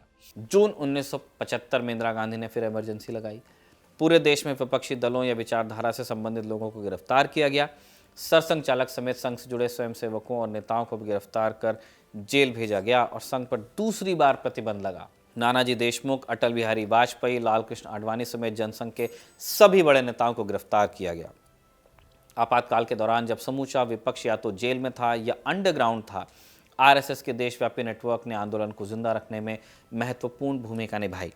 स्वयं सेवकों ने प्रतिबंधित साहित्य को छापने और प्रसारित करने के लिए गुप्त नेटवर्क बनाए, आंदोलन को बनाए रखने के लिए धन जुटाया, जेल में बंद नेताओं और अंडरग्राउंड नेताओं के बीच कम्युनिकेशन लाइन स्थापित की। ये सारे काम इन्होंने किए। स्वयं सेवकों की सक्रियता ने मुख्य धारा की राजनीति में उन्हें स्वीकार्य बना दिया। हालांकि उनके मंतव्य पर भी कई बार सवाल उठते रहते थे, खासतौर पर तब जब जेल में रहते सरसंघ चालक बाला साहब देवरस ने प्रधानमंत्री इंदिरा गांधी को खत लिखे, उनसे संघ पर लगाए गए प्रतिबंधों को हटाने की मांग की, तारीफ भी की। इस एक्शन की बहुत आलोचना हुई कि आपने तारीफ कैसे की। हालांकि आरएसएस का कहना है कि यह पत्र व्यवहार केवल इसलिए था कि संघ से प्रतिबंध हट जाए। जेल में बंद स्वयंसेवकों की रिहाई सुनिश्चित करवानी थी। कांग्रेस के आगे झुकने का कोई सवाल नहीं था। यह पत्र व्यवहार रणनीति का हिस्सा था। संघ का दावा है कि इमरजेंसी के दौरान 25,000 से ज़्यादा स्वयंसेवकों को मीसा के तहत गिरफ्तार किया गया। कुछ स्वयंसेवकों की हिरासत में मौत भी हो गई। आपातकाल 1977 में खत्म हुआ। चुनाव की घोषणा हुई। सभी प्रमुख राजनीतिक दल जनता पार्टी की छतरी के नीचे इकट्ठा हुए। इनमें जनसंघ भी शामिल था। चुनाव में जनता पार्टी को अभूतपूर्व सफलता मिली। पहली बार कांग्रेस पार्टी सत्ता से बाहर हुई और मोरारजी देसाई प्रधानमंत्री बने। जनसंघ के कोटे से अटल बिहारी वाजपेयी विदेश मंत्री और लालकृष्ण आडवाणी सूचना एवं प्रसारण मंत्री बने। लेकिन कई धड़ों में बटी यह सरकार ज्यादा दिन चल नहीं पाई। 1978 में समाजवादी नेता मधु लिमे ने जनसंघ से आए नेताओं की दोहरी सदस्यता का मुद्दा उठा दिया। कहा कि जनसंघ से आए नेता आरएसएस के भी सदस्य हैं और जनता पार्टी के भी। ये दोहरी सदस्यता एक साथ नहीं रखी जा सकती। जनसंघ के नेताओं ने आरएसएस की सदस्यता छोड़ने से साफ इनकार कर दिया। पार्टी टूट गई, सरकार गिर गई। जनसंघ के नेताओं ने अपनी अलग पार्टी बनाने का फैसला किया। फिर 6 अप्रैल 1980 को दिल्ली में आयोजित एक कार्यक्रम में भारतीय जनता पार्टी की स्थापना होती है। अटल बिहारी वाजपेयी इसके अध्यक्ष चुने जाते हैं। संस्थापक सदस्यों में लालकृष्ण आडवाणी, नानाजी देशमुख, मुरली मनोहर जोशी, विजयराजे सिंधिया, भैरों सिंह शेखावत जैसे नेता शामिल रहे। पार्टी की स्थापना के बाद बंबई में पहला अधिवेशन हुआ और अध्यक्षीय भाषण देते हुए अटल बिहारी वाजपेयी ने छत्रपति शिवाजी महाराज और महात्मा फूले से प्रेरणा लेने की बात कही और कहा, अंधेरा छटेगा, सूरज निकलेगा और कमल खिलेगा। अपने पहले ही अधिवेशन में अटल बिहारी वाजपेयी ने गांधीवादी समाजवाद और धर्मनिरपेक्षता अपनाने का ऐलान किया था। उन्होंने कार्यकर्ताओं से एक हाथ में भारत का संविधान और दूसरे में समता का निशान लेकर जूझने की अपील की। भाजपा की ये लाइन उसके मूल संगठन आरएसएस और पूर्ववर्ती जनसंघ से हटकर थी, जिसने भाजपा के प्रति संघ में अविश्वास पैदा किया। इतना ही नहीं, ये भी कहा जाने लगा कि संघ किसी भी राजनीतिक दल से स्थायी रूप से जुड़ा ही हुआ नहीं है। 1984 में इंदिरा गांधी की हत्या के बाद लोकसभा के चुनाव हुए। सहानुभूति की लहर में राजीव गांधी को 400 से ज़्यादा सीटें मिल जाती हैं। भाजपा के महज 2 सांसद जीतते हैं और इस हार की वजह चाहे जो भी रही हो, कहा यही गया कि संघ ने भाजपा से पूरी तरह से दूरी बना ली, इसलिए नतीजा खराब रहा। लेकिन इसी बीच 1 फरवरी 1986 को आए एक अदालती आदेश ने सब कुछ बदल दिया। अयोध्या में जिस बाबरी मस्जिद को राम जन्मभूमि बताते हुए विश्व हिंदू परिषद मंदिर निर्माण का आंदोलन कर रहा था, उसका ताला खोलने का आदेश आ गया। इसी साल लालकृष्ण आडवाणी भारतीय जनता पार्टी के अध्यक्ष बने। 1989 में इलाहाबाद में कुंभ मेला लगा हुआ था। विश्व हिंदू परिषद ने संत सम्मेलन के दौरान इसी साल नवंबर में मंदिर का शिलान्यास करने का ऐलान किया।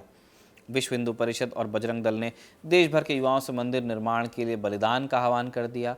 सितंबर में विश्व हिंदू परिषद ने पूरे देश में शिला पूजन कार्यक्रम शुरू किए। गांव-गांव से ईंटें अयोध्या लाई जाने लगी। ऐसा करके अशोक सिंघल राम मंदिर आंदोलन को घर घर तक पहुंचाने में सफल रहे। विश्व हिंदू परिषद के पोस्टर्स में मनमोहक और सौम्य मुस्कान वाले राम की जगह धनुष थामे युद्ध को तैयार राम नजर आने लगे। सौगंध राम की खाते हैं, मंदिर वही बनाएंगे, बच्चा बच्चा राम का, जन्मभूमि के काम का जैसे नारे पूरे देश में गूंज रहे थे। उत्तर प्रदेश, मध्य प्रदेश, बंगाल, गुजरात, महाराष्ट्र, इन सूबों के कई शहरों में दंगे हुए जिसमें सैकड़ों लोगों की मौत हुई। भागलपुर में रामचूला जुलूस पर हमले के दौरान दंगे भड़क गए जिसमें करीब 1000 लोग मारे गए। अब 1989 में होना था चुनाव। राम जन्मभूमि बाबरी मस्जिद विवाद चुनावी मुद्दा बन गया। धार्मिक रुझान के आधार पर वोटिंग पहली बार तो नहीं हो रही थी, लेकिन हिंदू वोटर जातियों में बटा हुआ था। वोट देते समय लोग धर्म से ज़्यादा जाति पर ध्यान देते थे। भाजपा संघ ने इसे ही बदलने की कोशिश की। एक एकीकृत हिंदू वोट बैंक तैयार करने का प्रयास शुरू हुआ, फिर जो जाति के साथ साथ ग्रामीण शहरी सीमाओं से भी ऊपर उठा हुआ हो। बाकी 1986 में विश्व हिंदू परिषद के नेता अशोक सिंघल ने अपना एजेंडा क्लियर कर ही दिया था, जिसमें बाकी चीज़ों के साथ ये भी साफ साफ कहा गया था कि हिंदू हितों का समर्थन करने वाले राजनीतिक उम्मीदवार का ही समर्थन किया जाए। बाद में यही नारे के तौर पर प्रचलित हुआ कि जो हिंदू हित की बात करेगा वही देश पर राज करेगा। अब सवाल यह था कि ये दल होगा कौन सा? क्या ये भाजपा हो सकती है? एक तरफ गांधीवादी समाजवाद और धर्मनिरपेक्षता थी, तो दूसरी तरफ मूल संगठन का ध्येय और भारी भरकम वोट बैंक लिए एक ऐसा मुद्दा जो उन्हें सत्ता के शीर्ष पर पहुंचा सकता था। जून 1989 में पालनपुर में हुए अधिवेशन में लाल कृष्ण आडवाणी की अध्यक्षता वाली भाजपा ने अपने मूल की ओर वापस लौटने का फैसला किया। फिर मंदिर निर्माण पर प्रस्ताव लिया गया। कहा गया कि न्यायालय ये फैसला नहीं कर सकता कि बाबर ने वास्तव में अयोध्या पर आक्रमण किया था, मंदिर तोड़ा था और उसकी जगह मस्जिद बनवाई थी। फैसला अदालत में नहीं होगा। राम मंदिर निर्माण का प्रस्ताव पारित हो गया। ये फैसला न केवल भाजपा बल्कि पूरे देश की राजनीति के लिए एक टर्निंग पॉइंट साबित हुआ। चुनाव के नतीजे आए तो पिछले चुनाव में 2 सीटें जीतने वाली भाजपा ने 1989 में 85 सीटों पर जीत दर्ज की। इतना ही नहीं, 1990 में मध्य प्रदेश, राजस्थान और हिमाचल प्रदेश में भारतीय जनता पार्टी की सरकार भी बनी। भैरव सिंह शेखावत, सुंदरलाल पटवा और शांता कुमार मुख्यमंत्री की कुर्सी पर बैठे।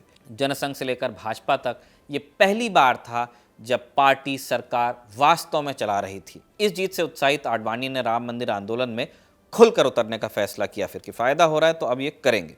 सोमनाथ से अयोध्या तक फिर रथ यात्रा का ऐलान होता है।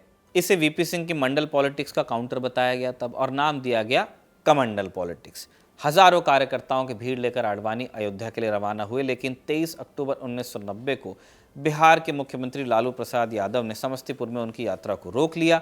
लेकिन हजारों की संख्या में कार सेवक अयोध्या पहुंच गए। विश्व हिंदू परिषद के आह्वान पर इकट्ठा हुई कार सेवकों की भीड़ मस्जिद की ओर बढ़ी तो 30 अक्टूबर 1990 को उत्तर प्रदेश पुलिस ने फिर फायरिंग की, जिसमें बड़ी संख्या में कार सेवक मारे गए। विश्व हिंदू परिषद और भाजपा ने मुख्यमंत्री मुलायम सिंह यादव पर इस गोलीकांड का ठीकरा फोड़ा। साथ ही वीपी सिंह की सरकार से अपना समर्थन वापस लिया और फिर वो सरकार भी गिरी। इसके बाद क्या हुआ? 1991 के लोकसभा चुनाव में भाजपा को 120 सीटें मिली। उत्तर प्रदेश में भाजपा की सरकार बनी और कल्याण सिंह मुख्यमंत्री हो गए। 6 दिसंबर 1992 को भाजपा और विश्व हिंदू परिषद के आह्वान पर उमड़ी भीड़ ने बाबरी मस्जिद पर हमला कर दिया। मस्जिद ढहा दी गई। अशोक सिंघल, प्रवीण तोगड़िया, उमा भारती, लाल कृष्ण आडवाणी, अटल बिहारी वाजपेयी, के सुदर्शन, महंत अवैधनाथ समेत भारतीय जनता पार्टी, विश्व हिंदू परिषद और आरएसएस के 68 शीर्ष नेताओं को लिब्रान आयोग ने इसका जिम्मेदार बताया। फ्रंट पर जो काम विश्व हिंदू परिषद और भाजपा ने किया उसके लिए आरएसएस को जिम्मेदार बताया गया। 4 दिन बाद 10 दिसंबर 1993 को एक बार फिर से राष्ट्रीय स्वयंसेवक संघ को प्रतिबंधित किया गया और ये प्रतिबंध अगले 7 महीने तक जारी रहा। जून 1993 में जाकर इसे हटाया गया। बाला साहब देवरस के सरसंघ चालक रहते अब संघ का अनुषांगिक संगठन मुख्य धारा की राजनीति में भी स्थापित हो गया था, जो हिंदुत्व का कोर एजेंडा लेकर चलता था। उनके कार्यकाल में विद्यार्थी परिषद और स्वयंसेवकों ने सरकारों के बनने बिगड़ने में भूमिका निभाई, सक्रिय भूमिका। आपातकाल का सामना किया। 400 सालों से जिस बाबरी मस्जिद को लेकर विवाद बना हुआ था वो भी इसी समय निर्णायक मोड़ पर पहुंचा। ढांचा बताकर गिरा दिया गया। अपने गिरते स्वास्थ्य को देखते हुए 1994 में देवरस ने नए सरसंघ चालक के नाम की घोषणा की और ये पहली बार था जब किसी सरसंघ चालक ने अपने जीवित रहते उत्तराधिकारी का नाम घोषित। अब राजेंद्र सिंह उर्फ रज्जू भैया संघ के चौथे सरसंघ चालक बने। रज्जू भैया पहले सरसंघ चालक थे जो महाराष्ट्र से नहीं थे, ब्राह्मण भी नहीं थे। उत्तर प्रदेश के बुलंदशहर में पैदा हुए थे। इलाहाबाद यूनिवर्सिटी से उन्होंने फिजिक्स में एमएससी की थी और वहीं पर वो प्रोफेसर भी नियुक्त हुए थे। रज्जू भैया फिजिक्स डिपार्टमेंट के एचओडी भी थे। मुरली मनोहर जोशी, रामकृष्ण प्रकाश गुप्ता जैसे नेता उनके स्टूडेंट्स रहे थे। रज्जू भैया 1966 में संघ से जुड़े थे। 1994 में वो सरसंघ चालक बने और उन्हीं के कार्यकाल के दौरान पहली बार भारतीय जनता पार्टी सत्ता में आई। अटल बिहारी वाजपेयी देश के प्रधानमंत्री बने। इस दौरान संघ और सरकार के बीच टकराव भी हुआ। प्रधानमंत्री अटल बिहारी वाजपेयी की नीतियों और उनके व्यवहार के संघ के नेताओं ने कई बार खुलकर आलोचना की। संघ के अनुषांगिक संगठनों स्वदेशी जागरण मंच, बजरंग दल से लेकर विश्व हिंदू परिषद तक कई बार वाजपेयी सरकार के खिलाफ इन्होंने मोर्चा खोला। पाकिस्तान, राम मंदिर और उदार आर्थिक नीतियों को लेकर अटल बिहारी वाजपेयी संघ के निशाने पर रहे। विश्व हिंदू परिषद के प्रमुख अशोक सिंघल ने कहा कि अटल जी सत्ता के नशे में चूर हैं और अगर वो राम मंदिर निर्माण के लिए कानून नहीं बना सकते तो उन्हें इस्तीफा दे देना चाहिए। विश्व हिंदू परिषद के महासचिव गिरिराज किशोर ने अटल को छद्म हिंदू बताया। संघ ने बीमा क्षेत्र को विदेशी कंपनियों के लिए खोलने की भी आलोचना की। सुदर्शन ने पूरे देश में एक भाषा लागू करने के लिए अटल सरकार पर दबाव बनाने की कोशिश की। हालांकि अटल बिहारी वाजपेयी का मानना था कि सबको साथ लेकर चलने की ज़रूरत है, भले ही वो हिंदी ना समझ पाएं या समझ पाएं। भाषा को संवेदनशील मुद्दा बताते हुए वाजपेयी ने कहा कि जबरन भाषा थोपने से देश के टूटने जैसे हालात पैदा हो सकते हैं, जैसा बांग्लादेश में हुआ था। दरअसल सरकार में अटल बिहारी वाजपेयी ने अपने इर्द गिर्द गैर संघीय नेताओं की दीवार भी बनाकर रखी थी जो संघ को पसंद नहीं आते थे। इनमें जसवंत सिंह और ब्रजेश मिश्रा शामिल थे, जो अटल के प्रधान सचिव होने के अलावा राष्ट्रीय सुरक्षा सलाहकार भी थे। जॉर्ज फर्नांडिस, नीतीश कुमार और चंद्रबाबू नायडू जैसे दूसरे दलों के नेताओं को कैबिनेट में महत्वपूर्ण पद दिए गए थे क्योंकि वो एक कोलिशन गवर्नमेंट थी। संघ प्रमुख ने एक बयान में भाजपा को चेतावनी भी दे दी थी कि वो ये भ्रम न पालें कि आरएसएस उनकी पूंछ है, और इसी तरह से सह सरकार्यवाह के सुदर्शन ने कह दिया था कि भाजपा को आरएसएस को हल्के में नहीं लेना चाहिए। कांधार हाईजैक के बाद जब आतंकवादियों को रिहा करने का फैसला हुआ तो रज्जू भैया ने इसकी भी आलोचना की और कहा कि इस घटना ने हिंदू समाज की कायरता को उजागर किया है। के सुदर्शन ने वाजपेयी पर परोक्ष रूप से नेहरूवादी आर्थिक नीति को जारी रखने का आरोप लगाया, जो शहर केंद्रित था। सुदर्शन और अटल के बीच का टकराव लंबा चला। सन 2000 में के सुदर्शन के सरसंघ चालक बनने के बाद भी टकराव चलता रहा। खराब स्वास्थ्य की वजह से रज्जू भैया ने के सुदर्शन को अगला सरसंघ चालक घोषित कर दिया। उनके नाम के ऐलान ने लोगों को चौंकाया भी, क्योंकि संघ के तत्कालीन सर कार्यवाह एचवी शेषाद्री को स्वाभाविक उत्तराधिकारी माना जाता था। के सुदर्शन संघ विचार के सबसे कट्टर लोगों में से एक माने जाते थे। मार्च 2000 में सरसंघ चालक का पद इन्होंने ग्रहण किया और उसके बाद मीडिया से अपनी पहली बातचीत में उन्होंने साफ कहा कि ब्रिटिश विरासत की बात करने वाले पुराने भारतीय संविधान को फेंक देना चाहिए। मार्च 2001 में उन्होंने अटल आडवाणी को निशाने पर लिया और कहा कि प्रधानमंत्री कार्यालय में कुछ अयोग्य लोग बैठ गए हैं। एक और मौके पर उन्होंने वाजपेयी और आडवाणी को युवाओं के लिए जगह बनाने की सलाह दी, यानी दूसरों को आने दो। साल 2002 में गुजरात दंगों के बाद वाजपेयी मुख्यमंत्री नरेंद्र मोदी को हटाना चाहते थे। नरेंद्र मोदी संघ के प्रचारक थे और जब उन्हें मुख्यमंत्री बनाया गया तब उन्हें संसदीय राजनीति का कोई अनुभव था नहीं। उन्होंने कभी भी कोई चुनाव नहीं लड़ा था। मुख्यमंत्री बनने के बाद वो विधानसभा के सदस्य बने।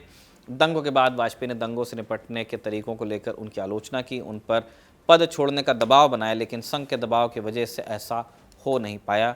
नरेंद्र मोदी बने रहे। जहां एक तरफ पहले दो सरसंघ चालकों ने सक्रिय राजनीति से कुछ दूर रखा संघ को, वहीं दूसरी तरफ बाला साहब देवरस के बाद से हर अगले सरसंघ चालक के साथ राजनीति और संघ के बीच का फासला घटता गया और सुदर्शन तक आते आते हालात ऐसे बन गए थे कि राजनीतिक नियुक्तियों से लेकर राज्यसभा की सीटों तक के सिफारिश के लिए लोग नागपुर का चक्कर लगा लेते थे।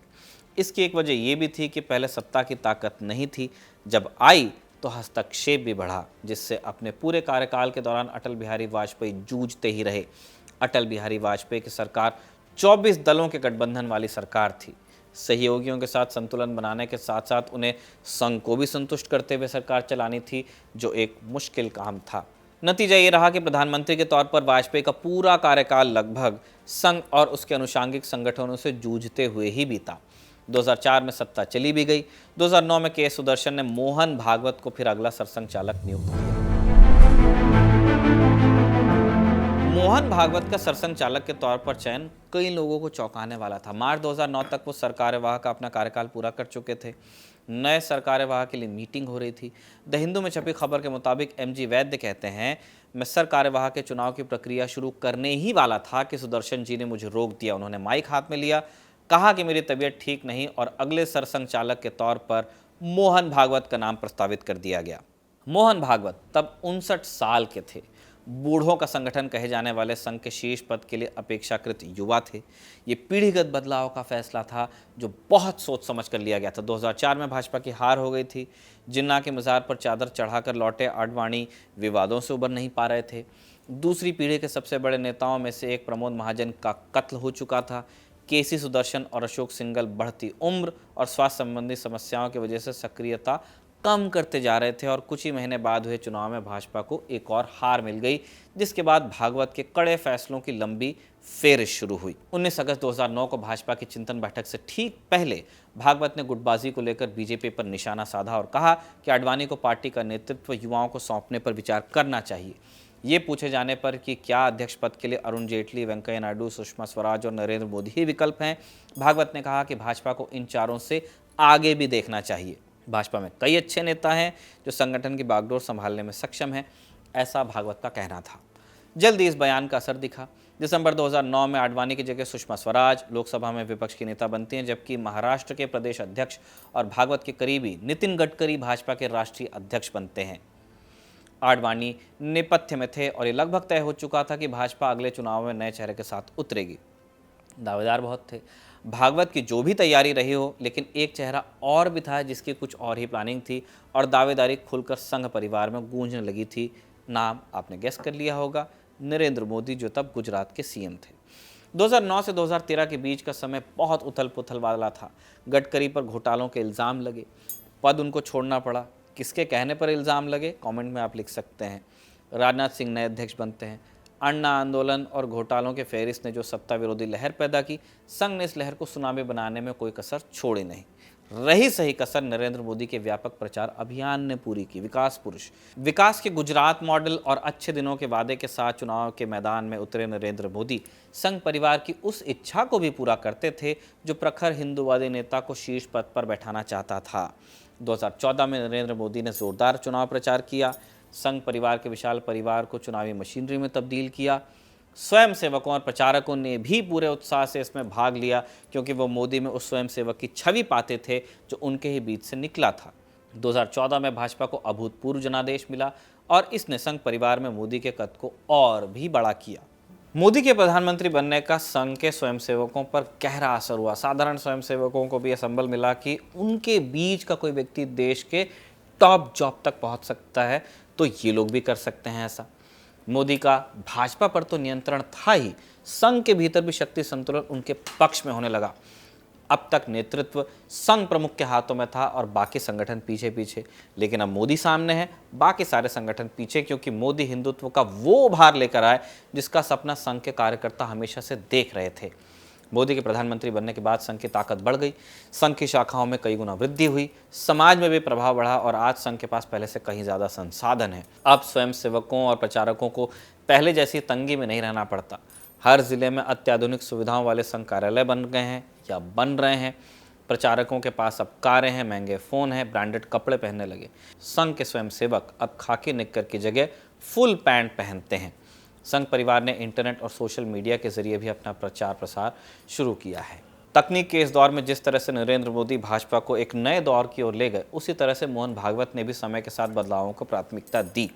इसकी एक बड़ी वजह यह है कि संघ के लिए भी इतने अच्छे हालात पहले कभी नहीं रहे। 11 साल की सत्ता ने कई सारे क्षेत्रों में संघ परिवार की मौजूदगी को मजबूत किया है। एक तरह से संघ परिवार की हुकूमत चलती है। शैक्षणिक संस्थानों में, सरकारी संस्थानों में, राज्यपालों और मुख्यमंत्रियों के कुर्सियों तक में संघ के एजेंडे में फिट होने वाले लोग बिठाए जाते हैं। 2014 में जब भाजपा सत्ता में आ गई और पूर्ण बहुमत के साथ आ गई, तब उस तरह की दिक्कतें नहीं रहीं जो अटल बिहारी वाजपेयी और सुदर्शन के समय थीं। मोहन भागवत के नेतृत्व वाले संघ और नरेंद्र मोदी के नेतृत्व वाली सरकार में सामंजस्य देखने को मिला। इस दौरान मोदी सरकार ने संघ के कोर एजेंडे को भी पूरा किया। जम्मू कश्मीर से अनुच्छेद 370 को हटाया गया, निष्प्रभावी किया गया। अयोध्या में राम मंदिर का निर्माण हुआ। विश्वविद्यालयों, शैक्षणिक संस्थानों में संघ के लोग शीर्ष पदों पर पहुंचे। सिलेबस से लेकर नीतियां तक तय करने में संघ की भूमिका बढ़ गई है। हालांकि प्रधानमंत्री नरेंद्र मोदी को नागपुर स्थित संघ कार्यालय तक जाने में 1 दशक का समय लग गया। 30 मार्च 2025 को नरेंद्र मोदी ने बतौर प्रधानमंत्री नागपुर स्थित संघ कार्यालय का पहला दौरा किया। ये दौरा संघ के शताब्दी वर्ष में हुआ। ये दौरा ऐसे समय में भी हुआ जब पहली बार नरेंद्र मोदी की सरकार गठबंधन के सहयोगियों के भरोसे चल रही है। 2024 के लोकसभा चुनाव में अब की बार 400 पार के नारे के साथ उतरी भाजपा महज 240 सीटों पर सिमट गई। फिर से एक बार कहा गया कि संघ इस बार नाराज है और चुनाव प्रचार में अपनी पूरी ताकत से नहीं उतरा, इसलिए भाजपा पीछे रह गई। चुनाव के दौरान भाजपा अध्यक्ष जेपी नड्डा ने एक ऐसा बयान दिया था जिसने लोगों को चौंकाया। नड्डा ने कहा कि शुरुआत में जब हम छोटे थे, कम सक्षम थे, तब हमें आरएसएस की ज़रूरत थी। आज हम सक्षम हैं, भाजपा खुद चलती है। ये बयान दिया गया, गलती से दिया गया, जानबूझकर दिया गया, कभी क्लियर नहीं किया गया, कभी खेद प्रकट नहीं किया गया। चुनाव परिणाम आए और परिणाम आने के बाद आरएसएस ने जेपी नड्डा के बयान पर कड़ी प्रतिक्रिया दी। जून 2024 में भागवत ने कहा, देश को निस्वार्थ एवं सच्ची सेवा की ज़रूरत है। जो मर्यादा का पालन करता है उसमें अहंकार नहीं होता और वो सेवक कहलाने का हकदार होता है। नतीजे आने के करीब 10 दिन बाद आया बयान किसके लिए था, इस पर किसी को डाउट नहीं था, क्योंकि सब जानते हैं प्रधानमंत्री खुद को प्रधान सेवक के तौर पर प्रोजेक्ट करते हैं। जुलाई 2024 में भी भागवत का एक बयान आया जिसमें उन्होंने कहा कि मनुष्य महामानव, फिर देवता, फिर भगवान बनना चाहता है। ऐसी इच्छाएं रखने के बजाय लोगों को मानवता के कल्याण के लिए काम करना चाहिए। ये बयान भी प्रधानमंत्री के उस बयान पर निशाना बताया गया जिसमें उन्होंने खुद को नॉन बायोलॉजिकल बताया था। हालांकि जल्द ही इस टकराव को पाटने के प्रयास भी शुरू हुए। फ्रंटलाइन में छपी एक रिपोर्ट में राजनीतिक विश्लेषक और लेखक नीलांजन मुखोपाध्याय कहते हैं कि नरेंद्र मोदी को भी यह एहसास हुआ अंततः कि संघ को नाराज करके चुनाव नहीं जीत सकते, और संघ को भी यह एहसास हुआ कि अभी उन्हें ऐसा नेता कोई और नहीं मिला है जो समाज में उनका राजनीतिक आधिपत्य बना कर रख सके। आरएसएस को मोदी की ज़रूरत है, मोदी को आरएसएस की ज़रूरत है। मार्च 2025 में संघ हेडक्वार्टर पर मोदी की यात्रा इसी सुलह की दिशा में एक कदम बताया गया। समारोह को संबोधित करते हुए प्रधानमंत्री मोदी ने कहा, 100 साल पहले बोए गए बीज आज एक वटवृक्ष बन गए हैं। लाखों स्वयंसेवक इसके तने और शाखाएं हैं। ये कोई साधारण वटवृक्ष नहीं है, ये भारत के सांस्कृतिक राष्ट्रवाद और आधुनिकीकरण का प्रतीक है। ये राष्ट्रीय चेतना को ऊर्जा देता है। नरेंद्र मोदी ने मोहन भागवत की भी तारीफ की और भागवत ने नरेंद्र मोदी की भी तारीफ की। 15 अगस्त 2025 को लाल किले की प्राचीर से भी प्रधानमंत्री नरेंद्र मोदी ने संघ के कार्यों की सराहना की। मोहन भागवत का कहना है कि सरकार के साथ उनका अच्छा समन्वय रहा है, कोई झगड़ा नहीं है, हमें एक दूसरे पर विश्वास है। मोहन भागवत और नरेंद्र मोदी दोनों ही 75 साल के हैं, दोनों का ही करियर लगभग समान गति से आगे बढ़ा है। 26 से 28 अगस्त 2025 तक दिल्ली में संघ के 100 वर्षों पर कार्यक्रम आयोजित हुआ। कार्यक्रम के आखिर में मोहन भागवत ने लोगों के सवालों के जवाब दिए। इस आयोजन के दौरान उम्मीद जताई जा रही थी कि संघ प्रमुख अपने उत्तराधिकारी का ऐलान कर देंगे या प्रधानमंत्री पर ऐसा करने के लिए दबाव बनाएंगे, क्योंकि दोनों ने ही इस साल महज 6 दिनों के अंतराल पर 75 साल की उम्र सीमा को पूरा कर दिया। 2024 के बाद से कई वरिष्ठ नेता इसी नियम के आधार पर सक्रिय राजनीति से रिटायर किए गए। बड़े बड़े उदाहरण हैं, आडवाणी हैं, मुरली मनोहर जोशी हैं। यहाँ तक कि इसी साल जुलाई में मोहन भागवत ने कहा था कि जब आपको 75 साल की उम्र में कोई सम्मानित करे तो इसका मतलब होता है कि आपका समय पूरा हो गया, अब आप हट जाइए, हमें काम करने दीजिए। लेकिन जब अपनी बारी आई तो भागवत ने ऐसा कुछ भी करने से साफ इनकार किया। कहा कि उन्होंने कभी नहीं कहा कि 75 के बाद वो रिटायर हो जाएंगे या किसी और को ऐसा करने के लिए कहेंगे। यानी न तो नरेंद्र मोदी और न ही मोहन भागवत फिलहाल रिटायरमेंट का प्लान बना रहे हैं, बल्कि दोनों एक दूसरे के लिए रास्ता पक्का कर रहे हैं। संघ और भाजपा के शीर्ष नेतृत्व के बीच ये तय हो गया है कि 2029 के चुनाव में भाजपा फिर से नरेंद्र मोदी के नेतृत्व में चुनाव में उतरेगी। 100 साल पूरे होने के उपलक्ष्य में आयोजित कार्यक्रम के दौरान भागवत ने साफ कहा कि संघ मोदी सरकार के कामकाज में दखल नहीं देता।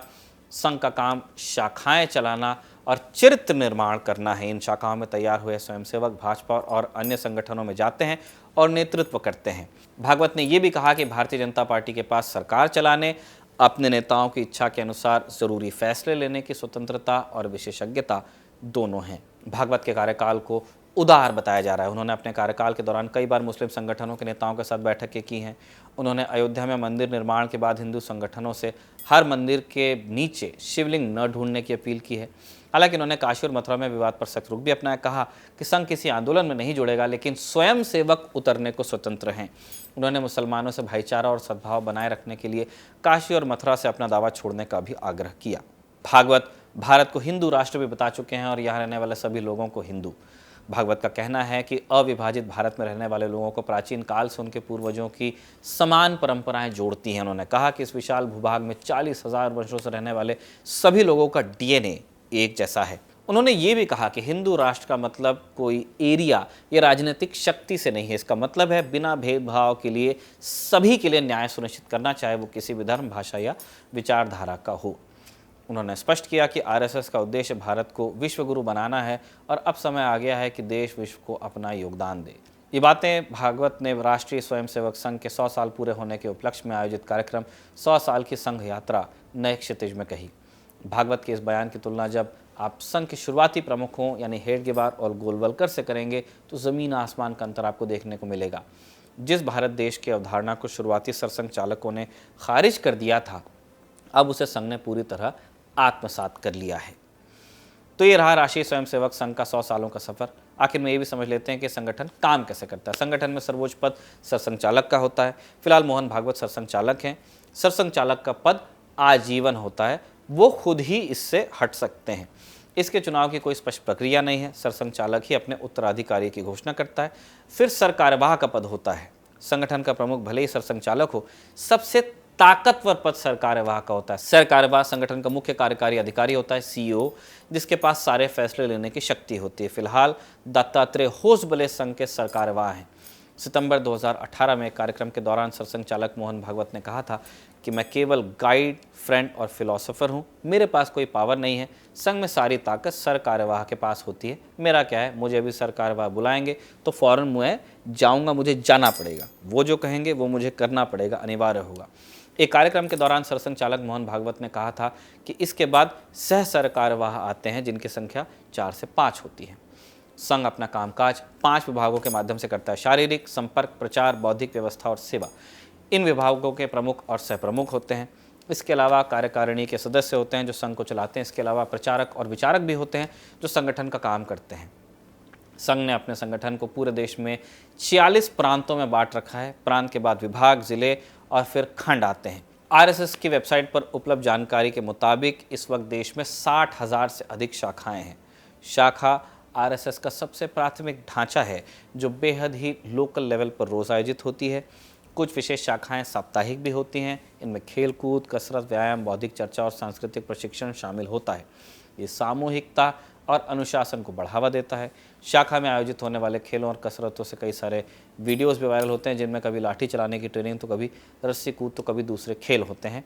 कई बार इनका लोग मजाक भी बनाते हैं, लेकिन संघ के स्वयंसेवक अनुशासन को सर्वोपरि बताते हैं और विचलित नहीं होते हैं, चाहे कोई कुछ भी कहे।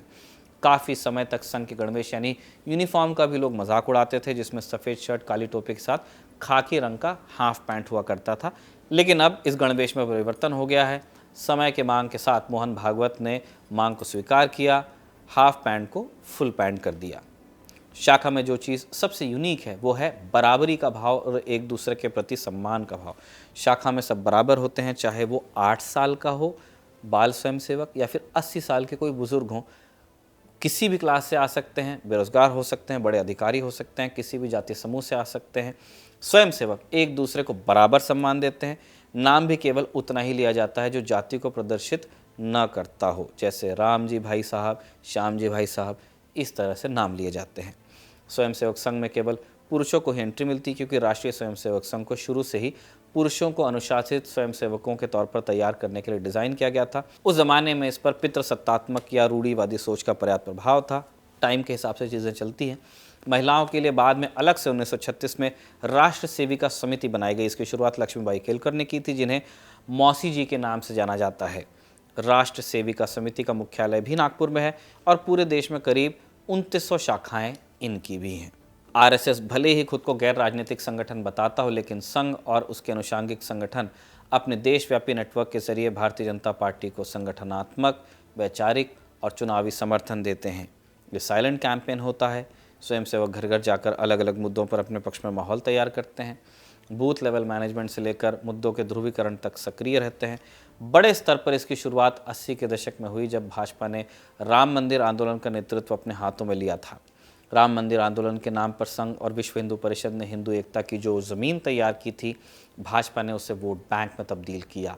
संघ और विश्व हिंदू परिषद बैकग्राउंड में थे, भाजपा फ्रंट पर, और फिर समय के साथ ये गठबंधन मजबूती होता गया।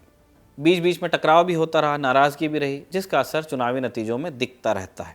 भाजपा के चुनावी प्रदर्शन के पीछे संघ परिवार की अदृश्य मेहनत इस तरह चस्पा है कि जब नतीजे पक्ष में होते हैं तो कहा जाता है कि संघ की मेहनत है, और हालात विपरीत होते हैं तो कहा जाता है कि इस चुनाव में बीजेपी को संघ की नाराज़गी का खामियाजा भुगतना पड़ा।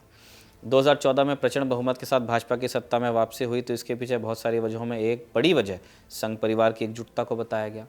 अपने प्रचारक नरेंद्र मोदी को प्रधानमंत्री बनाने के लिए संघ ने ईड़ी चोटी का जोर लगाया, जिसका परिणाम भी नतीजों में देखने को मिला। अपने 100 सालों की यात्रा में आज संघ जिस मुकाम पर है, उसके पीछे वजह केवल सांप्रदायिक या राजनीतिक ध्रुवीकरण भर नहीं है। इसके पीछे उन तमाम क्षेत्रों तक और वहां बसे लोगों तक पहुंच भी है जो सदियों से हाशिए पर थे। छुआछूत, भेदभाव और स्वदेशी जागरण को लेकर संघ की ओर से तमाम सेवा अभियान चलाए गए। शिक्षा और सेवा संघ के दो ऐसे विभाग हैं जो लोगों को संघ से जोड़ने में सबसे महत्वपूर्ण भूमिका निभाते हैं। और ये सेवा केवल वो सेवा नहीं है जो किसी आपदा के समय ही खाकी पैंट में करते स्वयंसेवक नजर आते हैं। बाढ़, दुर्घटना या इस तरह के तमाम प्राकृतिक या मानवीय अवसरों पर संघ के स्वयंसेवक लोगों की सेवा करते तो नजर आते ही हैं। बड़ी संख्या में स्वयंसेवकों की पूर्णकालिक ड्यूटी सेवा कार्य में लगाई जाती है, जो सेवा भारती, शिक्षा भारती, वनवासी कल्याण आश्रम जैसे संगठनों में काम करते हैं। सोशल वर्क 80-90 के दशक में वनवासी कल्याण आश्रम के जरिए नॉर्थ ईस्ट के राज्यों पर फोकस बढ़ाया गया, जहां ईसाई मिशनरियों के प्रभाव में आकर आदिवासी समुदायों में तेजी से धर्मांतरण हो रहा था। यहाँ वनवासी कल्याण आश्रम ने school, college, hostel, hospital, medical camp और स्पोर्ट्स सेंटर खोले। विवेकानंद केंद्र के तहत आवासीय स्कूलों की शुरुआत हुई। आदिवासियों के त्योहारों में भागीदारी, छोटे छोटे मंदिर बनाकर स्थानीय संस्कृति को हिंदुत्व से जोड़ा गया। परिणाम ये हुआ कि नॉर्थ ईस्ट के राज्यों में भी हिंदू एकता का विचार तेजी से मजबूत हो रहा है, जहां बड़ी संख्या में आदिवासियों का धर्मांतरण हो रहा था। कभी संघ की ज़मीनी मेहनत का राजनीतिक प्रभाव भी देखने को मिला। 2016 में असम, 2017 में मणिपुर और 2018 में त्रिपुरा में बीजेपी की सरकार बनी। बाकी राज्यों में भी भाजपा ने दूसरे दलों के साथ मिलकर गठबंधन की सरकार बनाई है।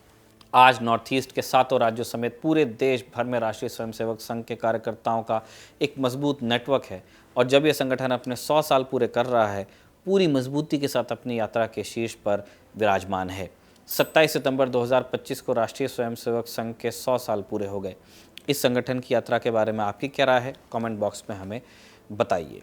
राष्ट्रीय स्वयंसेवक संघ पर यह किस्सा लिखा था हमारे साथी गौरव ने, और इसे हमारे कई साथियों ने मिलकर शूट किया, जिनमें अयान हैं, इरशाद हैं, अभिषेक हैं, निवेदिता हैं। तो कमेंट बॉक्स में लिखकर बताइएगा कि आपको इन सारे लोगों का प्रयास कैसा लगा, और देखते रहिए खबर गाँव।